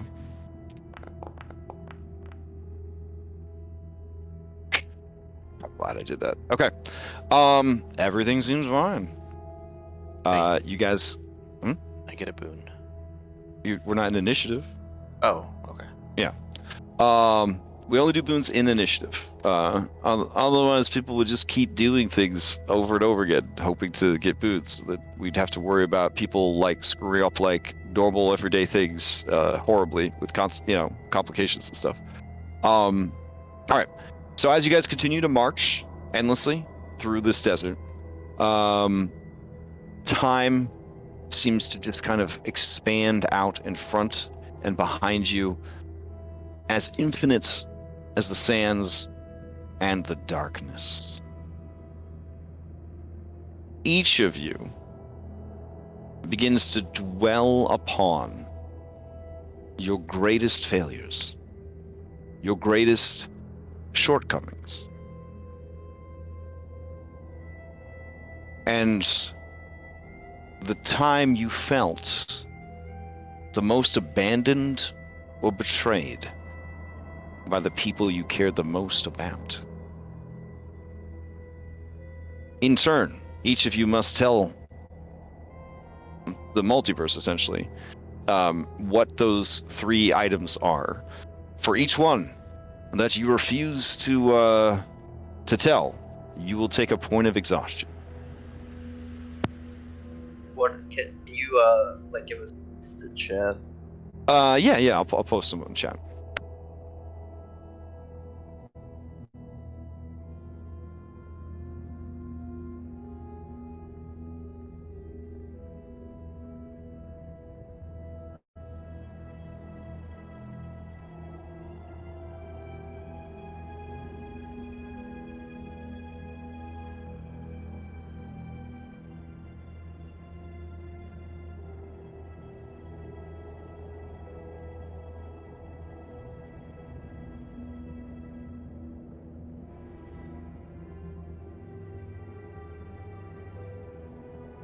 Oof, hard questions. Are we going to go in any kind of order? I could go. Okay. Yeah, I think Phil's... you're not saying this to the others, but you are admitting this to yourself and to whatever horrible evil permeates this plane. Or you may choose to keep these truths to yourself, but for each one that you keep to yourself, it takes a toll on your physical being.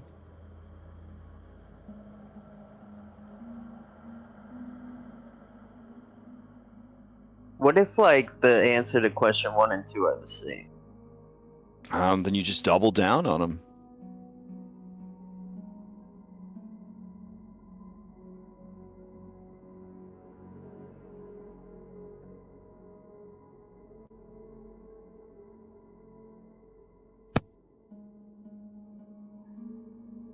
Okay, yeah, so Phil, his greatest failure is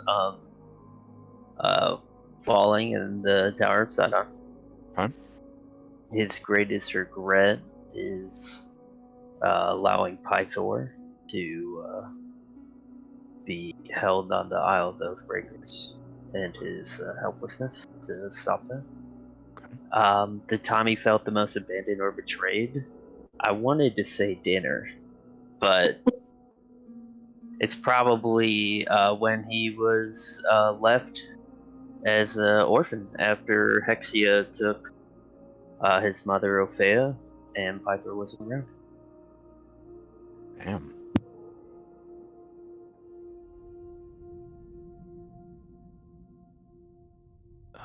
Reset can go next. Okay.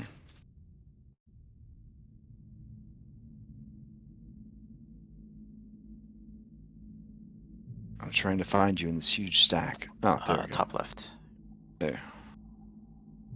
Okay, so my greatest failure is... And again, you don't have to confess these things to Pluton. You could keep them to yourself. Yep.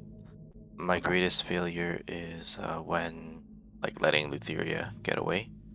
And the time she tried to, I think, convince her to kind of have a change of mind, and it failed. The greatest regret is Endis. And the third one, the time you felt the most abandoned, would be the time she died and was in Lutheria's domain and was waiting for the Chosen to come get her. And it felt like an eternity.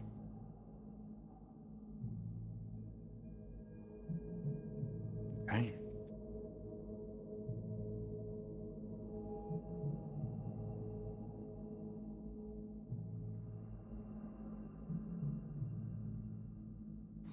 I guess Cyrus will go next.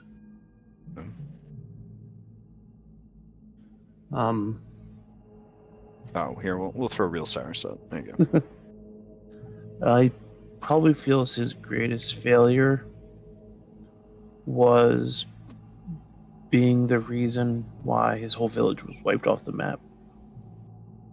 He still kind of harbors a blame for that internally. It's part of why he's trying to protect this new settlement so badly. His greatest regret was not maintaining control when he went into full Typhon mode. Because after he helped out a bit, and then just kind of went and was Lutheria's puppet again. And his most abandoned or betrayed was just feeling abandoned after the whole village was destroyed. It's just one of those. He doesn't talk about it much, but it affected him greatly in his childhood.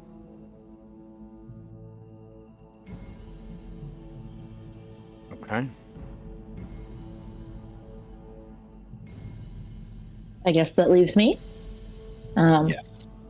Hypatia's greatest failure at this point is going to be the 7 years of her life that she devoted to nothing but finding Chandras and completely failing to do so. Still, 7 years later, absolutely no idea where he is. And she's secretly deeply afraid that she'll never find him and that all this has been for nothing. Greatest regret is, I think I might have answered this with a Factspiration, but failing to woo her little brother away from Sydon and having to watch her friends kill him. And time she felt most abandoned or betrayed would be that exact moment when Chandra sacrificed himself for her, because she knew she had told him that she didn't want that, and she wasn't even really trying to save the world with the whole Sydon thing. She was just trying to save the people that she cared about. So really, that whole battle was a total loss for her, even though we won. So the fact that he did that, even though she told him that she didn't want him to, she felt very betrayed and very alone. Okay.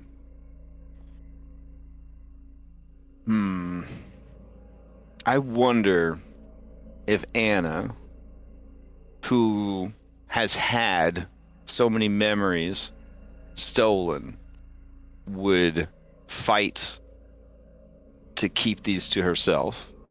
Maybe we could just come back to this next week. As like a flashback to Yeah. how Anastasia handled it. Yeah, that works because they'll live one way or the other. They don't have any exhaustion on them right now, so it's not like 3 exhaustion would kill them. So we'll leave that up to Red to kind of fill us in next time. Okay. Wait, did I feel like revealing these would have them taken away? No. Okay. Because if there's any hint of that, But Anna I don't frequently think it's smart. fears that happening. Yeah. Yeah. So that is a deep-rooted fear of hers after the curse, and then after what the fates did to her. Yep. So yeah. All right. The days seem to come and go, and you march. I need another intelligence saving throw.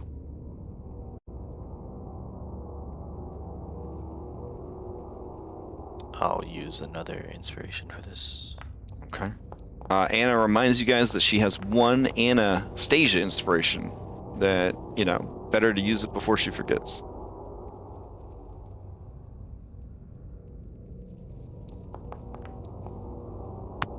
At my party inspiration.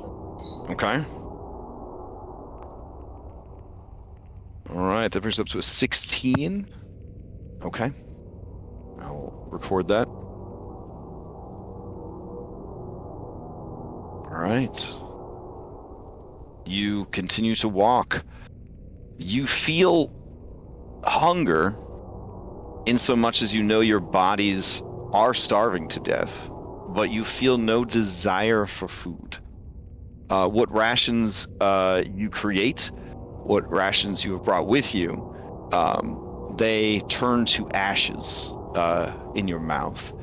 You know that you are dying from dehydration. You drink, and the liquid is sand upon your lips and tongue.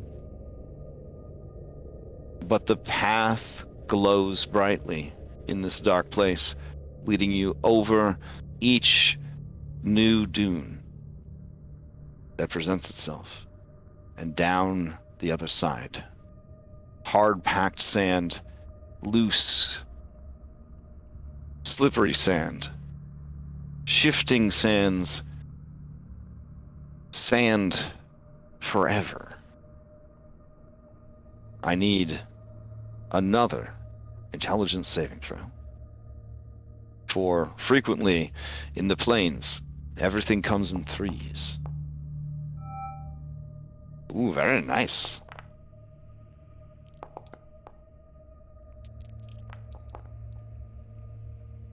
I will use my Factspiration to add to that. Okay. D12, right? Well, Factspiration lasts for the one session that you answered the question in. It doesn't. That was today. Oh yeah. You did today. Yep, go for it. So So D12. how did Phil roll Factspiration?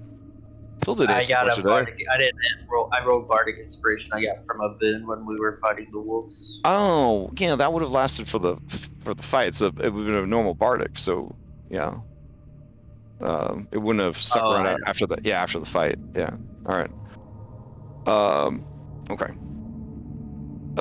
So we're set. That is fine. Phil got a 14 this time. Okay. Phil, if you could come into secret chat.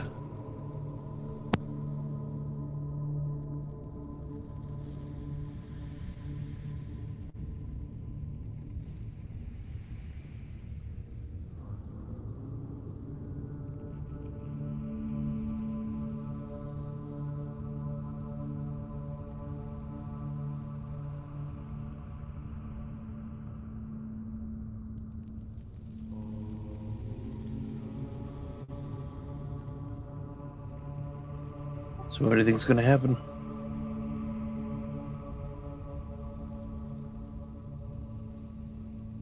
My guess is insanity. Hmm.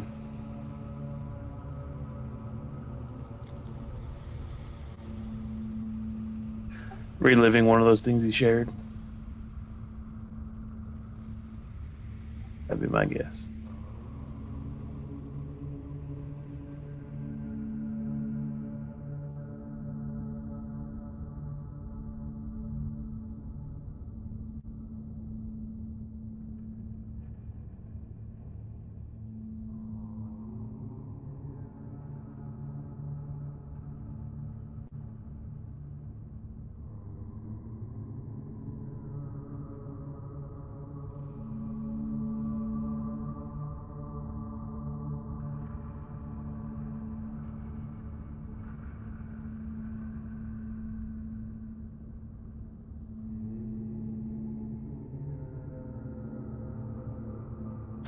So everyone have good holidays.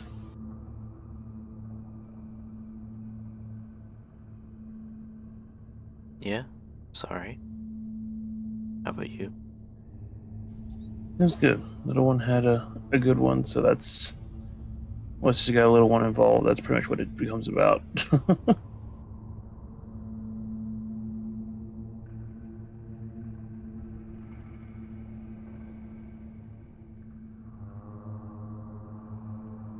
I was only reminded after that, like during Christmas itself, he's like, "Dad, did Santa bring you any gifts?"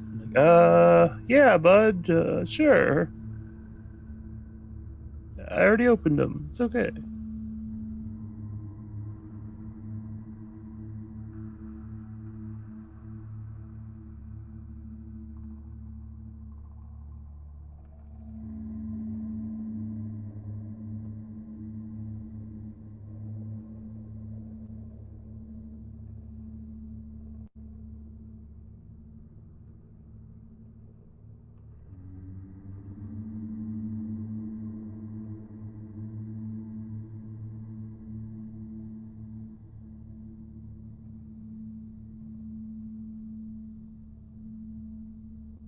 All right.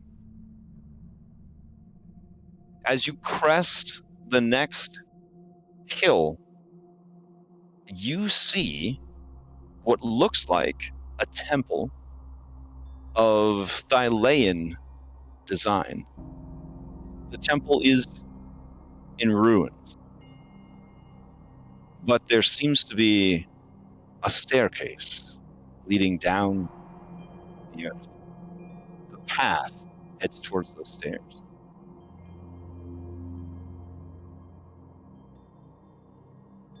Do you want to linger here in the desert any longer, or do you head down the stairs? I think we should keep moving.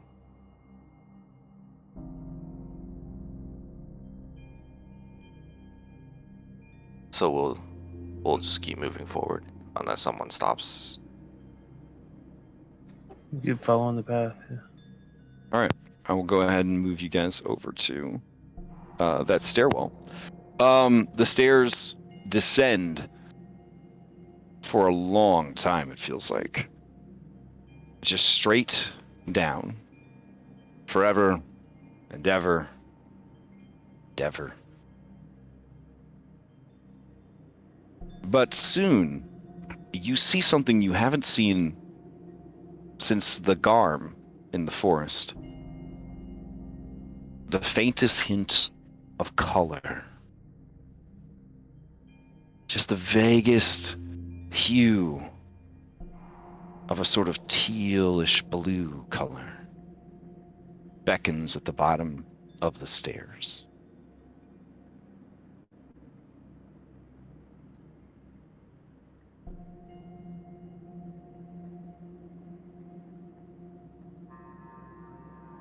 As you look down the stairwell, you see a massive underground chamber. The ceiling rises at least 100 feet high. Massive pillars, 10 feet by 10 feet, rise up from floor to ceiling, flanking either side of the stairs.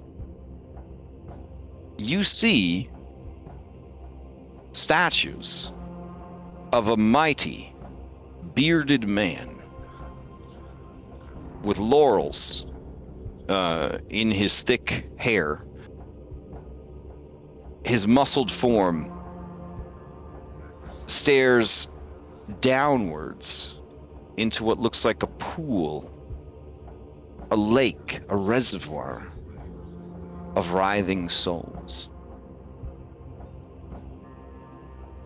Mighty chains of the blackest iron run from pillar to pillar. Occasionally, some of the souls try to escape, but the others drag at them and pull them down. Across this span that goes across the Reservoir of Souls, you see mighty, titanic skulls, and they are flanking a raised dais. Stairs lead to the top of this dais where two stone doors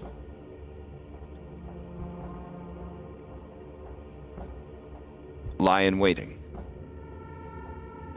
There is a woman sitting on the stairs. She seems to have the features of both a human and a wolf or canine.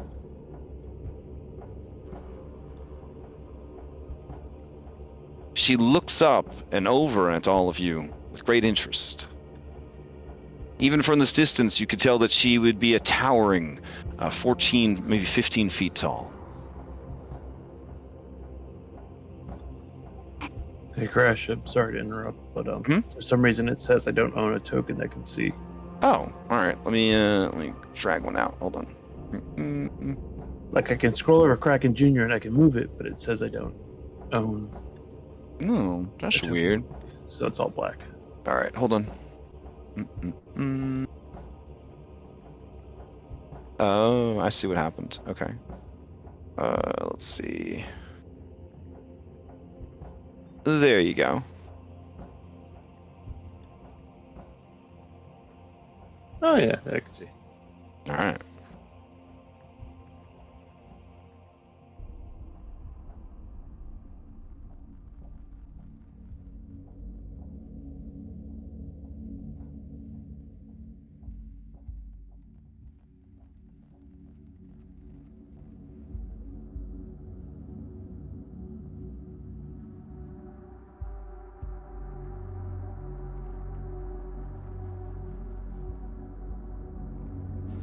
So do we dare move down?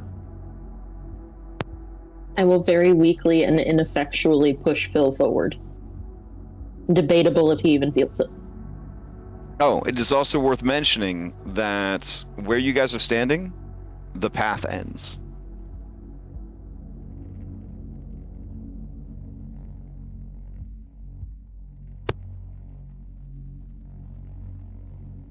I tell everyone the path has ended. We did it. And I give the saddest and quietest woo there has ever been.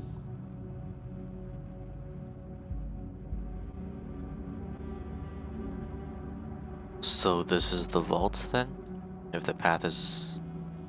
or Hades? I don't think that's Hades, but I do think this is the vault. Nah, that's not Hades. It's kind of skinny blue fire hair.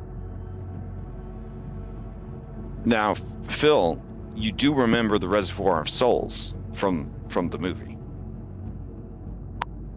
Yeah, don't go there.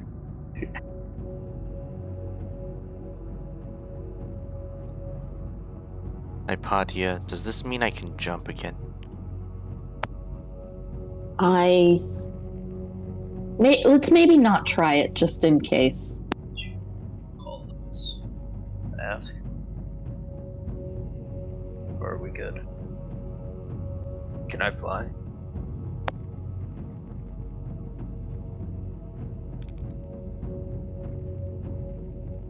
I mean, maybe we could as ask you that guys lady. are crossing the bridge, some of the souls kind of reach out for you plaintively. Bill just keeps walking straight. Doesn't even look at him. Okay. Under his breath, he mutters, "Meg." I'm gonna try to squeeze my body so I So, can take up some. these are similar to the other two statues that you passed. They are looking down into the reservoir, and they seem to be of a muscled Thylean man with a thick beard, bushy eyebrows, thick hair, wearing the laurels in his hair like Thylean deities like to do. The woman looks up from, well, she actually hasn't stopped staring at you guys, but I guess she doesn't look up because she's so big. She's sitting on the stairs. She says,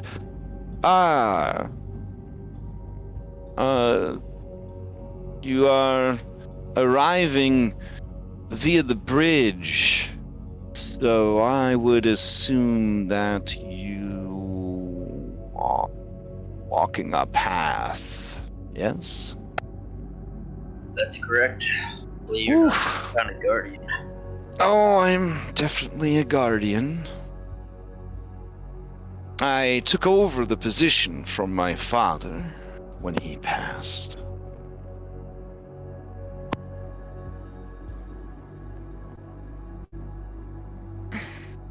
And who's your father? His name was Spot. Let's see.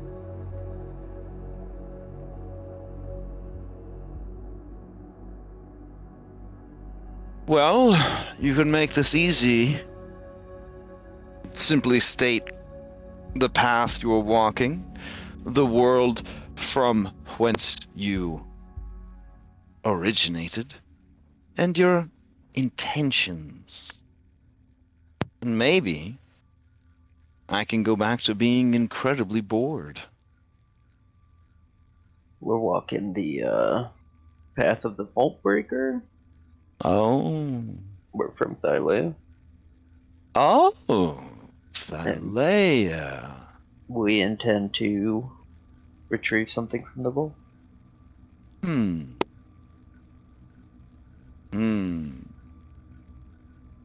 Interesting. Well,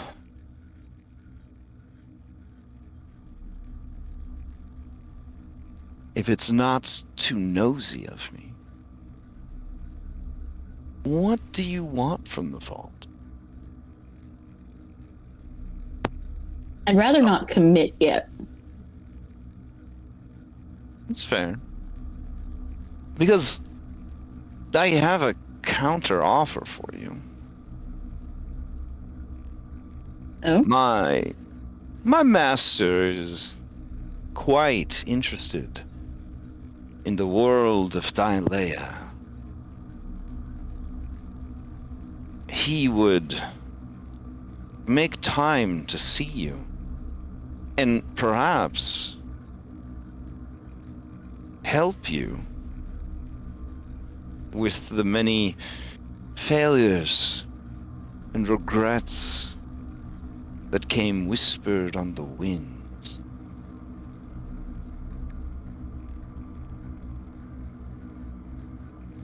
When you are the strongest god of death in all of creation, some things are oh so simple to achieve.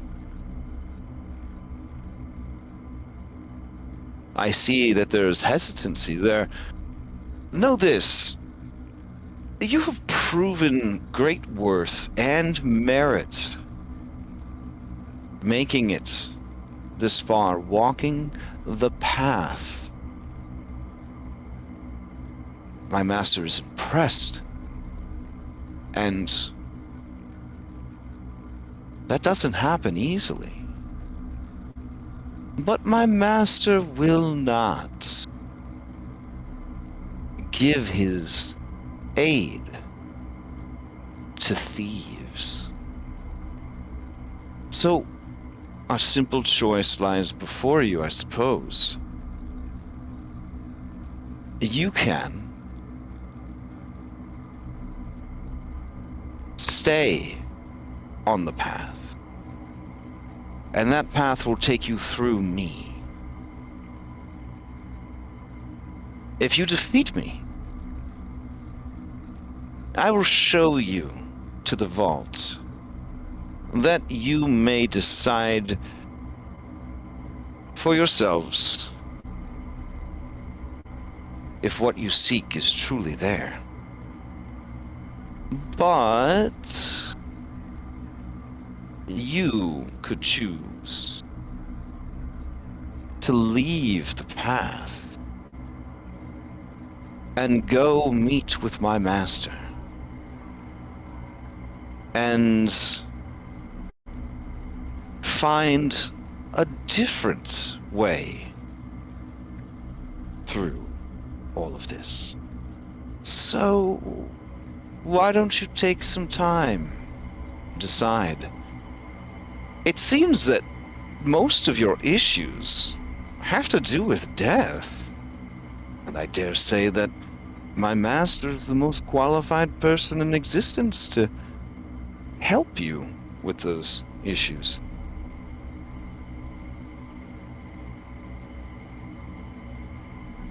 What guarantees do we have that we won't just leave the path and we make our requests and your master laughs at us and sends us on our way?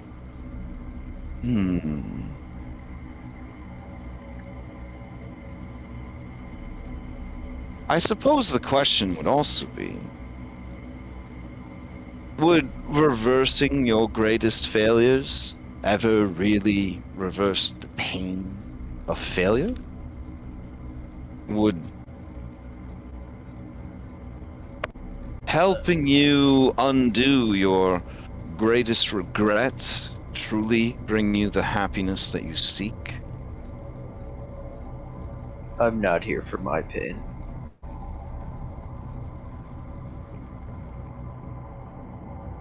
Would any of the things that you lost or regret balance out the weight of power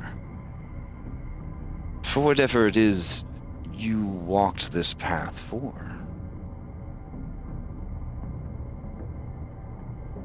But we are a people who like rules. We like oaths. We like order. I do not make this offer to you as a temptress. I do not try to test your resolve. I speak plainly. If you follow the path to the vault, you walk through me. If you throw off this desire for thievery, for avarice, and seek a more diplomatic approach, then I stand aside and show you the way to my master, that you might sit and palaver, and that he might reward you for your courage, your determination, for giving him the briefest respite from the endless boredom of death. Truly, you have given much. You have risked everything. You have turned blind eyes to those who needed you most in these troubling times.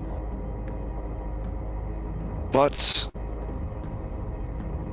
if you could simply have the things you seek,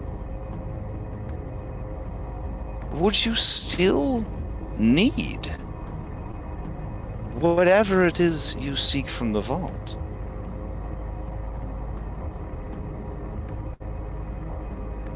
An interesting question.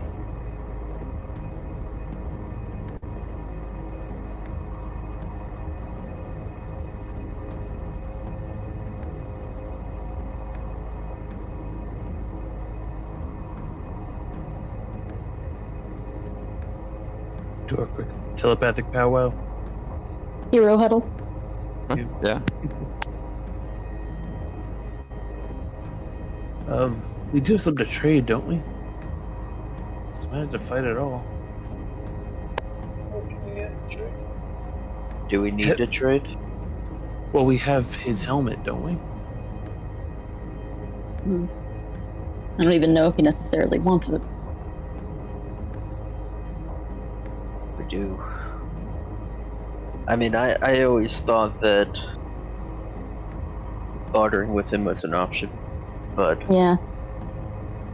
leaving the path is not. It's a big risk. What do we do if we leave the path and he doesn't give us what we need? I'll stick my head out of the huddle and ask if there's any chance Hades would come here to speak with us.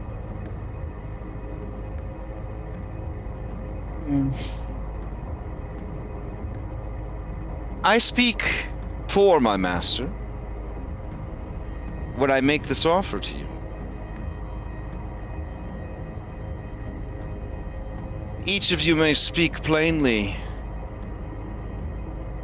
One of the three things you whispered into the winds of Pluton that my master could assist you with. And I will tell you if it is within his power to do so. Perhaps then you will be able to make a more informed decision.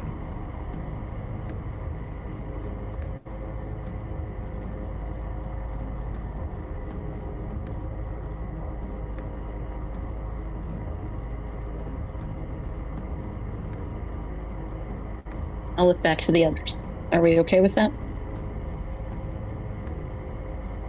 If we each get to ask something, that wouldn't be too bad.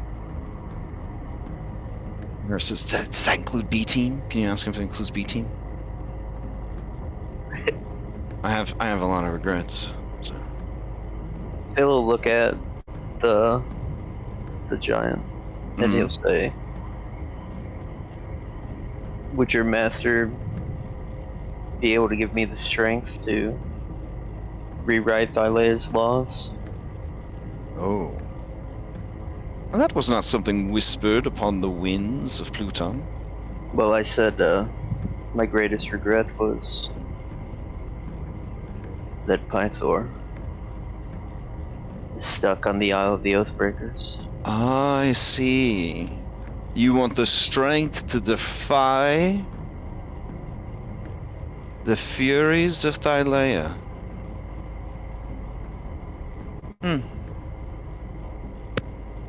Simple enough.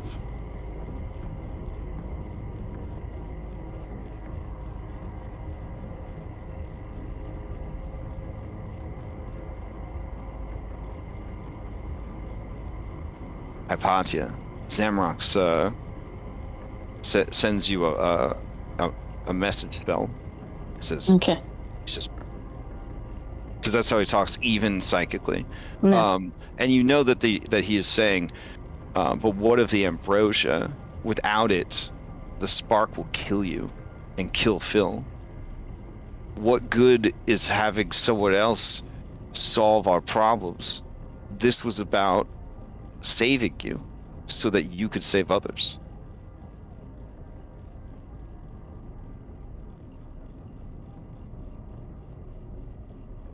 I'll look at him and I'll say aloud to the others so that everyone knows.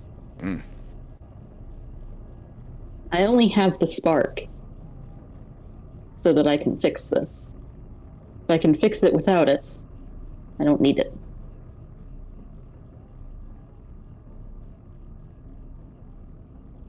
Right? He nods at you.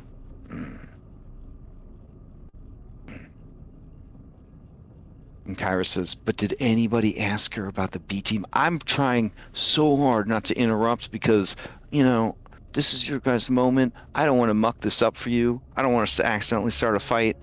But maybe if somebody could just ask to include the B team, that'd be really nice.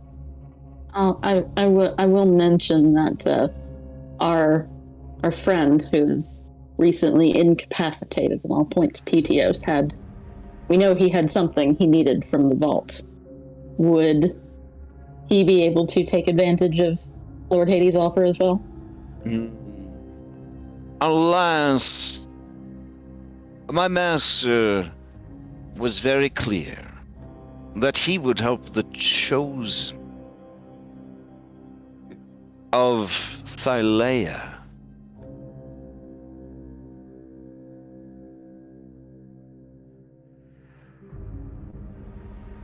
I will shake my head at Kyra. Sorry, no. Should we I tell him? Go ahead. I was gonna say, I do not seek to change the past.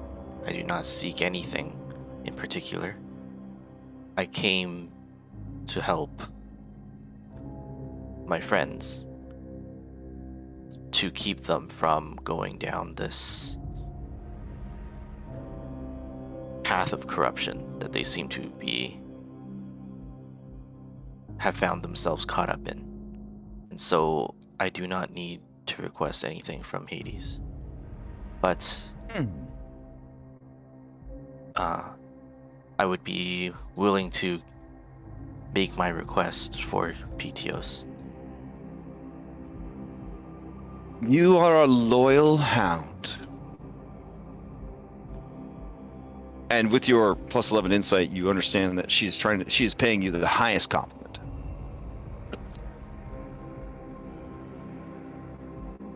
And she says, what an interesting spear you have.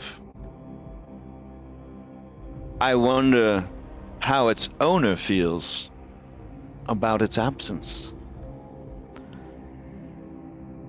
This weapon is one that I found in our world. Should its owner want it back, I will gladly trade it. Many things from our homeland found their way into yours. It is like a pit with loose sand all around it, but steep walls. Master, what that pit cleaned up.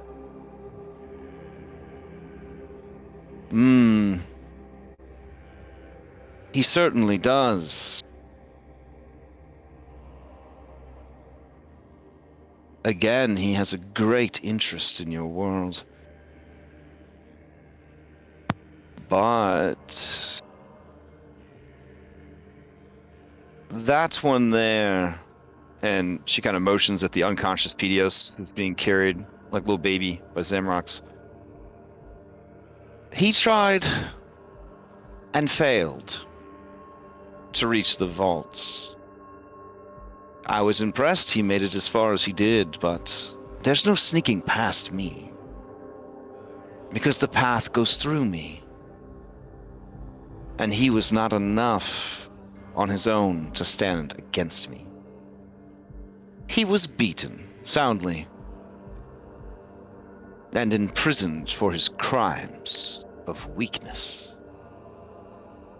He has earned everything that he has. And furthermore,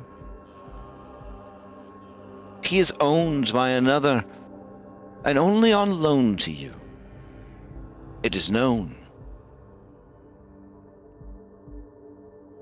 No deals or dealings can be made with that one. He is her responsibility. And she points to Hyponia.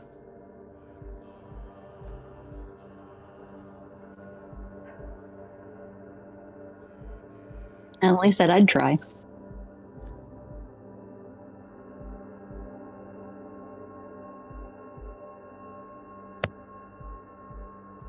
Tell me more about this interest your master has in our world. What of his relationship with Thylea? It is something that you could discuss with him, should you choose to step off the path and meet with him. If you choose to stay, he will not stop you. I might, but he will respect the outcome of our battle and the final steps you take. You have earned, or will have earned, whatever it is you decide to take.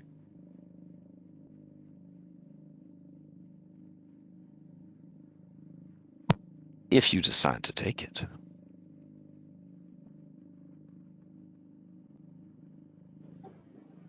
I'll just telepathically say to the group, well, we might as well tell them what we want. They're going to know one way or the other whether we win or lose.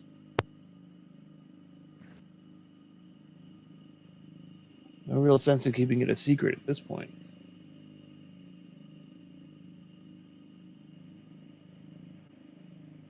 Iris says, well, if another one of you doesn't want it and you don't want to give it to Pedios, I'm just saying, there are people that need things done, you know.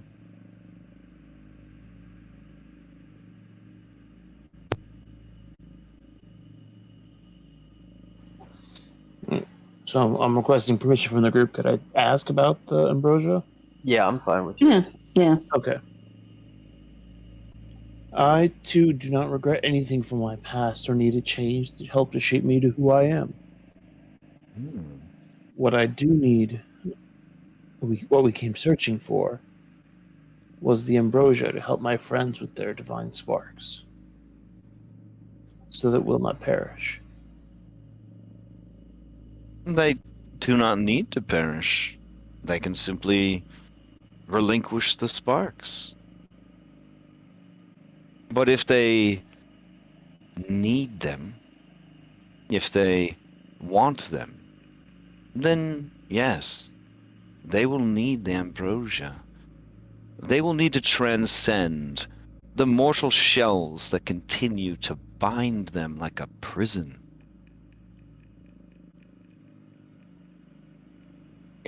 And I have a feeling Thylea needs gods. Somebody to house these sparks. I wouldn't know. I'm a simple dog, set to guard. Would Hades be willing to grant us the ambrosia without conflict, as he is willing to help others? He would not. The contents of the vault must be earned Okay. by those who walked the path. But he will help you, as I have said.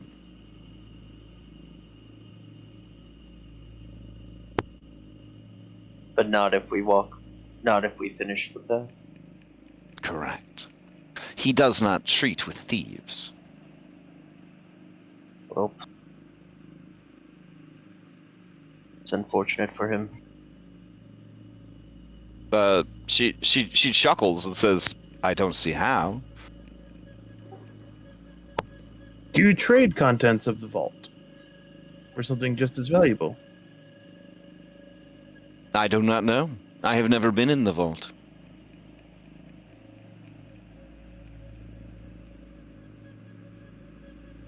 I know not what lies beyond the doors that lead to it, for I am no thief.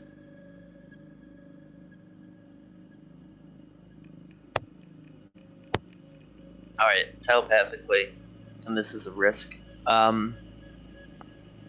We could have someone, one of the five of us, get off of the path. Speak with Hades. See if he'll give us the ambrosia for what we have of his. If he does not, the four of us, before there were men, would have to defeat this one. I think that's too risky. that's the case, the only definite I know is what's in that vault. Gets us what we want. Not secondhand promises. Potential. At this point, Hypatia just sort of sits on the ground, sort of collapses. Kyra rushes to you. Are you alright? I'm just tired. I'm so tired. Hypatia, it's okay to be tired, and it's okay to take help. If they're anything like us, they have to follow oaths. If you're worried about a betrayal, let's just ask her. Tell her she has to swear that Hades will help us. But how? It's just an unknown. I'm gonna look at Phil. I'm gonna say, I think I know how you feel, because it's the same way that I feel. If Hades would give you back Pythor, or give you the means to free Pythor, would you give up your spark? I would give up mine. If you wouldn't, it sounds like the vault is the only way.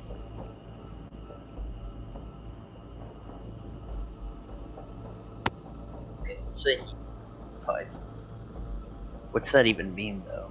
Like, what about everyone else that gets stuck by some dumb rule? Has to be staked to that tree unfairly. Some of those were there fairly, though. Some of them did break horrible oaths.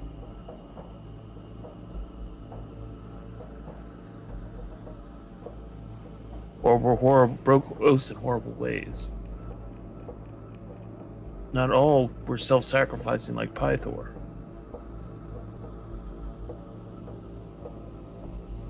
So that is just some. If what she mentioned gave us the power to defeat the Furies, perhaps, like the Fates, we could elect someone to take their place. A fairer judge. The Thylea is the judge. Phil, is that really you talking, or the spark?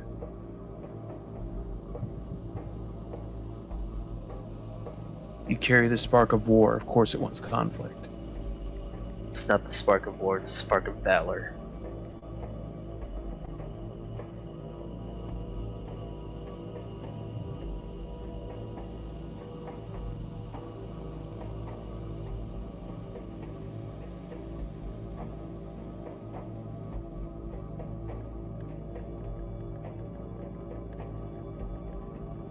Kyra lets out like a sort of a shuddering sigh, and she says, Phil, I'm not a fan of rules, and I'm not a fan of oaths, but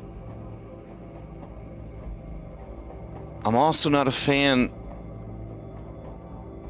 of anyone I care about having to carry the burden that you've taken on.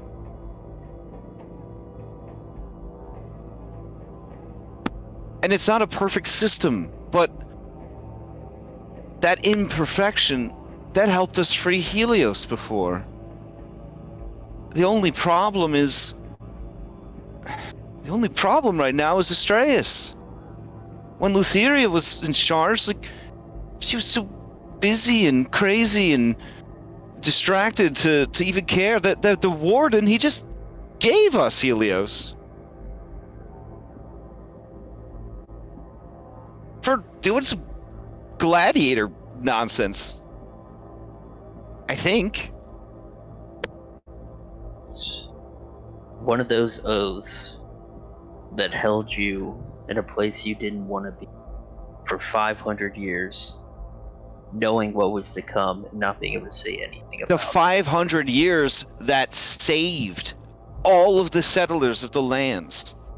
We had 500 years to prepare, to wait for champions who could act outside of fate, who could challenge enemies that we had no chance to face. It bought us the time we needed, or we all would have been exterminated.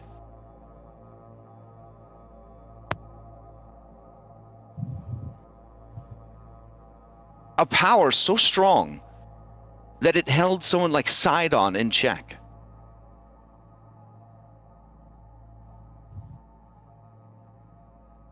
You're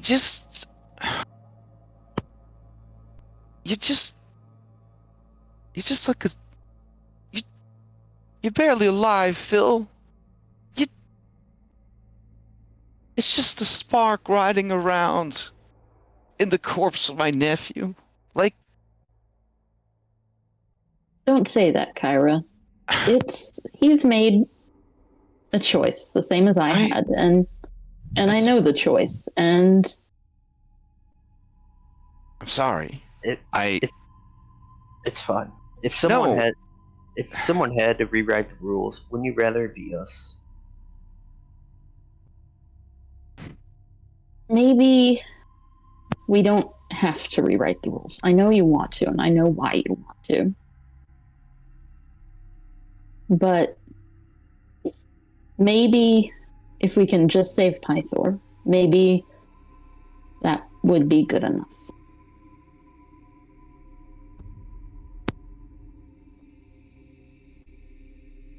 Being able to do both just lies beyond this one. Well, not being able to do both lies the first step to being able to do both. It's beyond there. There's 3 more things we have to find, and Phil, Well, I you're say becoming. we came this far. I'm so tired. What Phil. did we? I'm so tired. Hypatia, what did we come this far for? Or I thought it was to get Pythor back and to get Kyra says Chandras. Chandras. Yes, Mm-hmm. get Chandras back. That's why I thought we came down here. That was the ultimate goal. Ventus Not to become laughs gods. and says, "But that's such a small way of thinking. We came all this way. We're at the door to the vault. Of course this guy is going to offer you a deal. He's going to offer you a deal because it's easy for him and he loses nothing from it. And then you gain nothing because if you master your spark, if you become a god, saving Pythor is only the beginning. And this guy probably doesn't want to handle the competition." We all know you're only here for the money. How dare! Yeah, that's more Cyrus, than money. that was mean. Yeah, exactly. Money's not even a problem anymore. There's an island made of gold. If I wanted money, I would have just gone there. This is about seeing the man that I love come into his true power.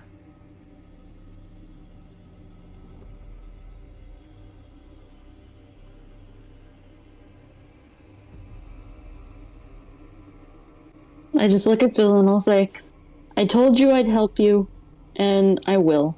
And if you think you need the ambrosia, we'll get it. But I do think I think before there wasn't. I think before there wasn't another way, but I think now there is. Why don't you ask Callister what he thinks? It's his father too, and he's one who may know you more than most of us. I mean, Callister looks over at you, and you guys could, lock eyes. And he says,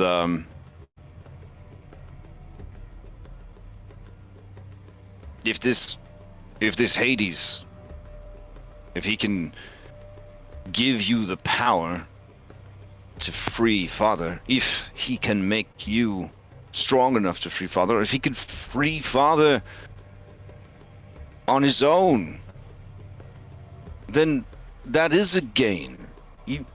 You were always the strongest there ever was, brother. What do you need more strength for? Sydon had more strength than you, and you defeated him. Sydon had more strength than any of us, and we defeated him.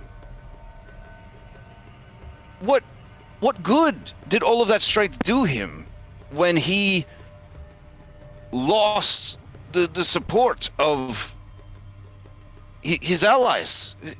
You won them to your side from his, with who you were, the man you were, and the allies you kept. But look back at this path that we have walked, brother. There are many less than there were before. And they did not die.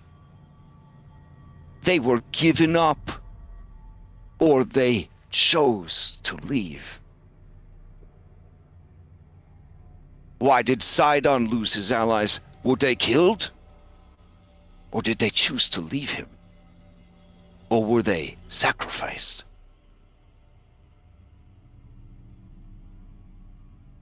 You need to look at where you're going and make sure that you're not turning into the things that you seem to hate so much.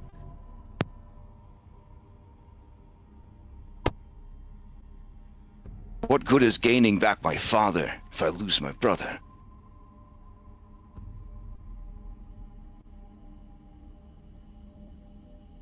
When I know that my brother was always strong enough.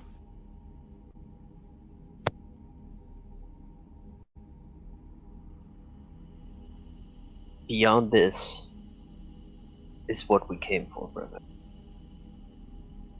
That is the path we took. Beyond this lies saving Father and more. I appreciate all of my friends here that have stuck through even when their confidence in me is wavering. But this is what we came for. And this is the answer to the problems we have.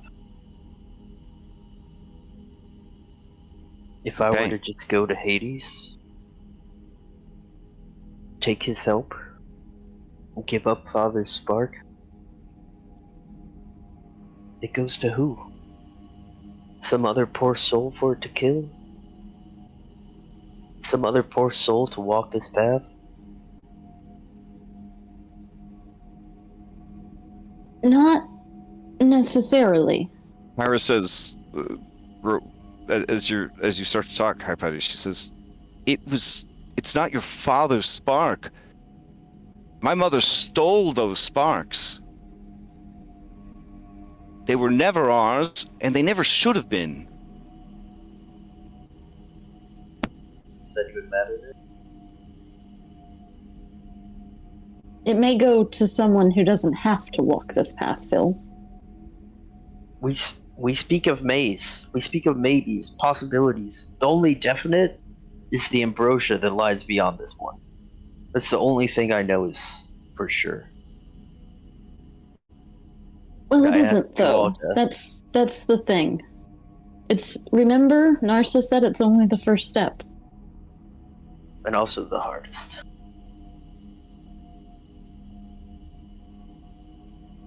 I don't know.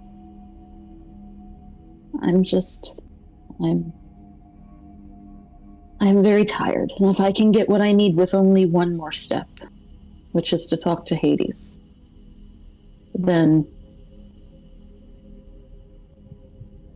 I mean, if you could free Pythor today, it might... It's taken us 7 years to get this far. What if it takes another 7 to make the other 2 steps?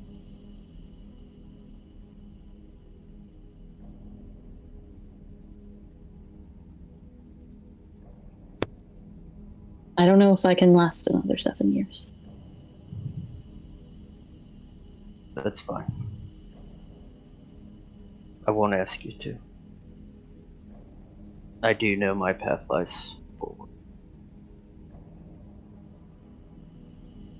So what we're gonna do then, since Anna's not here to weigh in on this, is we're gonna end slightly early. We got well, no, we got like another 30 something minutes to go. Jeez, man. Okay, I thought we ended at 11. It's been so long. Man, this is a big decision. Here's the thing. You guys are a fellowship, but in this instance, I don't know, having talked to Red, if Red would keep going. And I don't want everyone to feel that they have to just because Phil wants to. So I would certainly respect whatever decision was made to step off or go forward. But I definitely feel like you guys would want to discuss that. So yeah,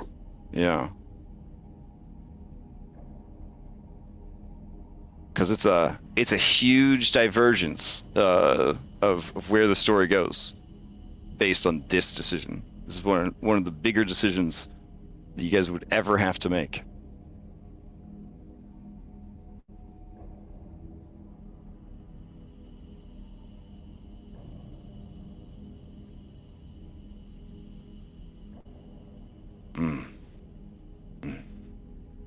Phil, I came on this path with you guys because I didn't want to see the two of you be corrupted by that spark. The answer at that time was the ambrosia. That was the only answer that we had. But now we have another option. And if you want to keep going,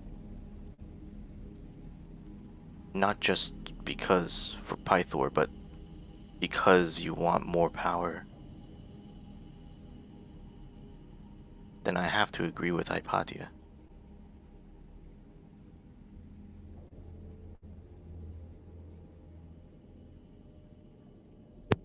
I think we can get what we want.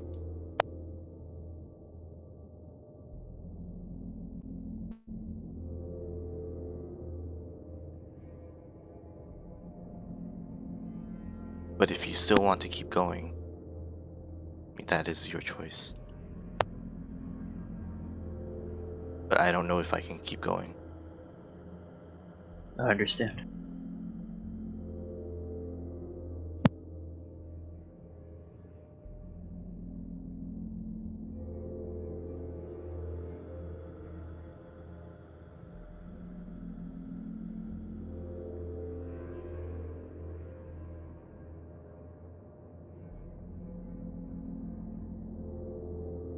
Okay. Do you guys want time to think? Do you want to end early this week so that you can discuss with Red? Do you want to press forward? Like, do you want me to throw up a poll? How do you guys want to handle this? I think it would probably be best to end early. Yeah, I agree. Okay. Yeah, I'm okay with All that. right. All right. There's plenty of times we run late, so I guess ending early not a big deal. So, plus extenuating circumstances of no Red, and Sylvie has been just a champion hanging out with us, so that we could still stream the game. So, all right.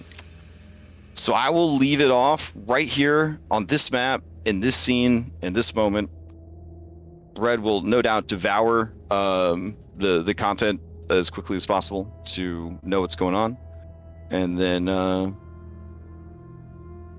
you guys have a week to decide what your fate will be. And as the DM, I don't normally run split party, but for the conclusion of this arc, I I respect whatever decision each of you makes for your character and quote unquote what your character would do. And we will play whatever that decision is out to its conclusion. One way or the other.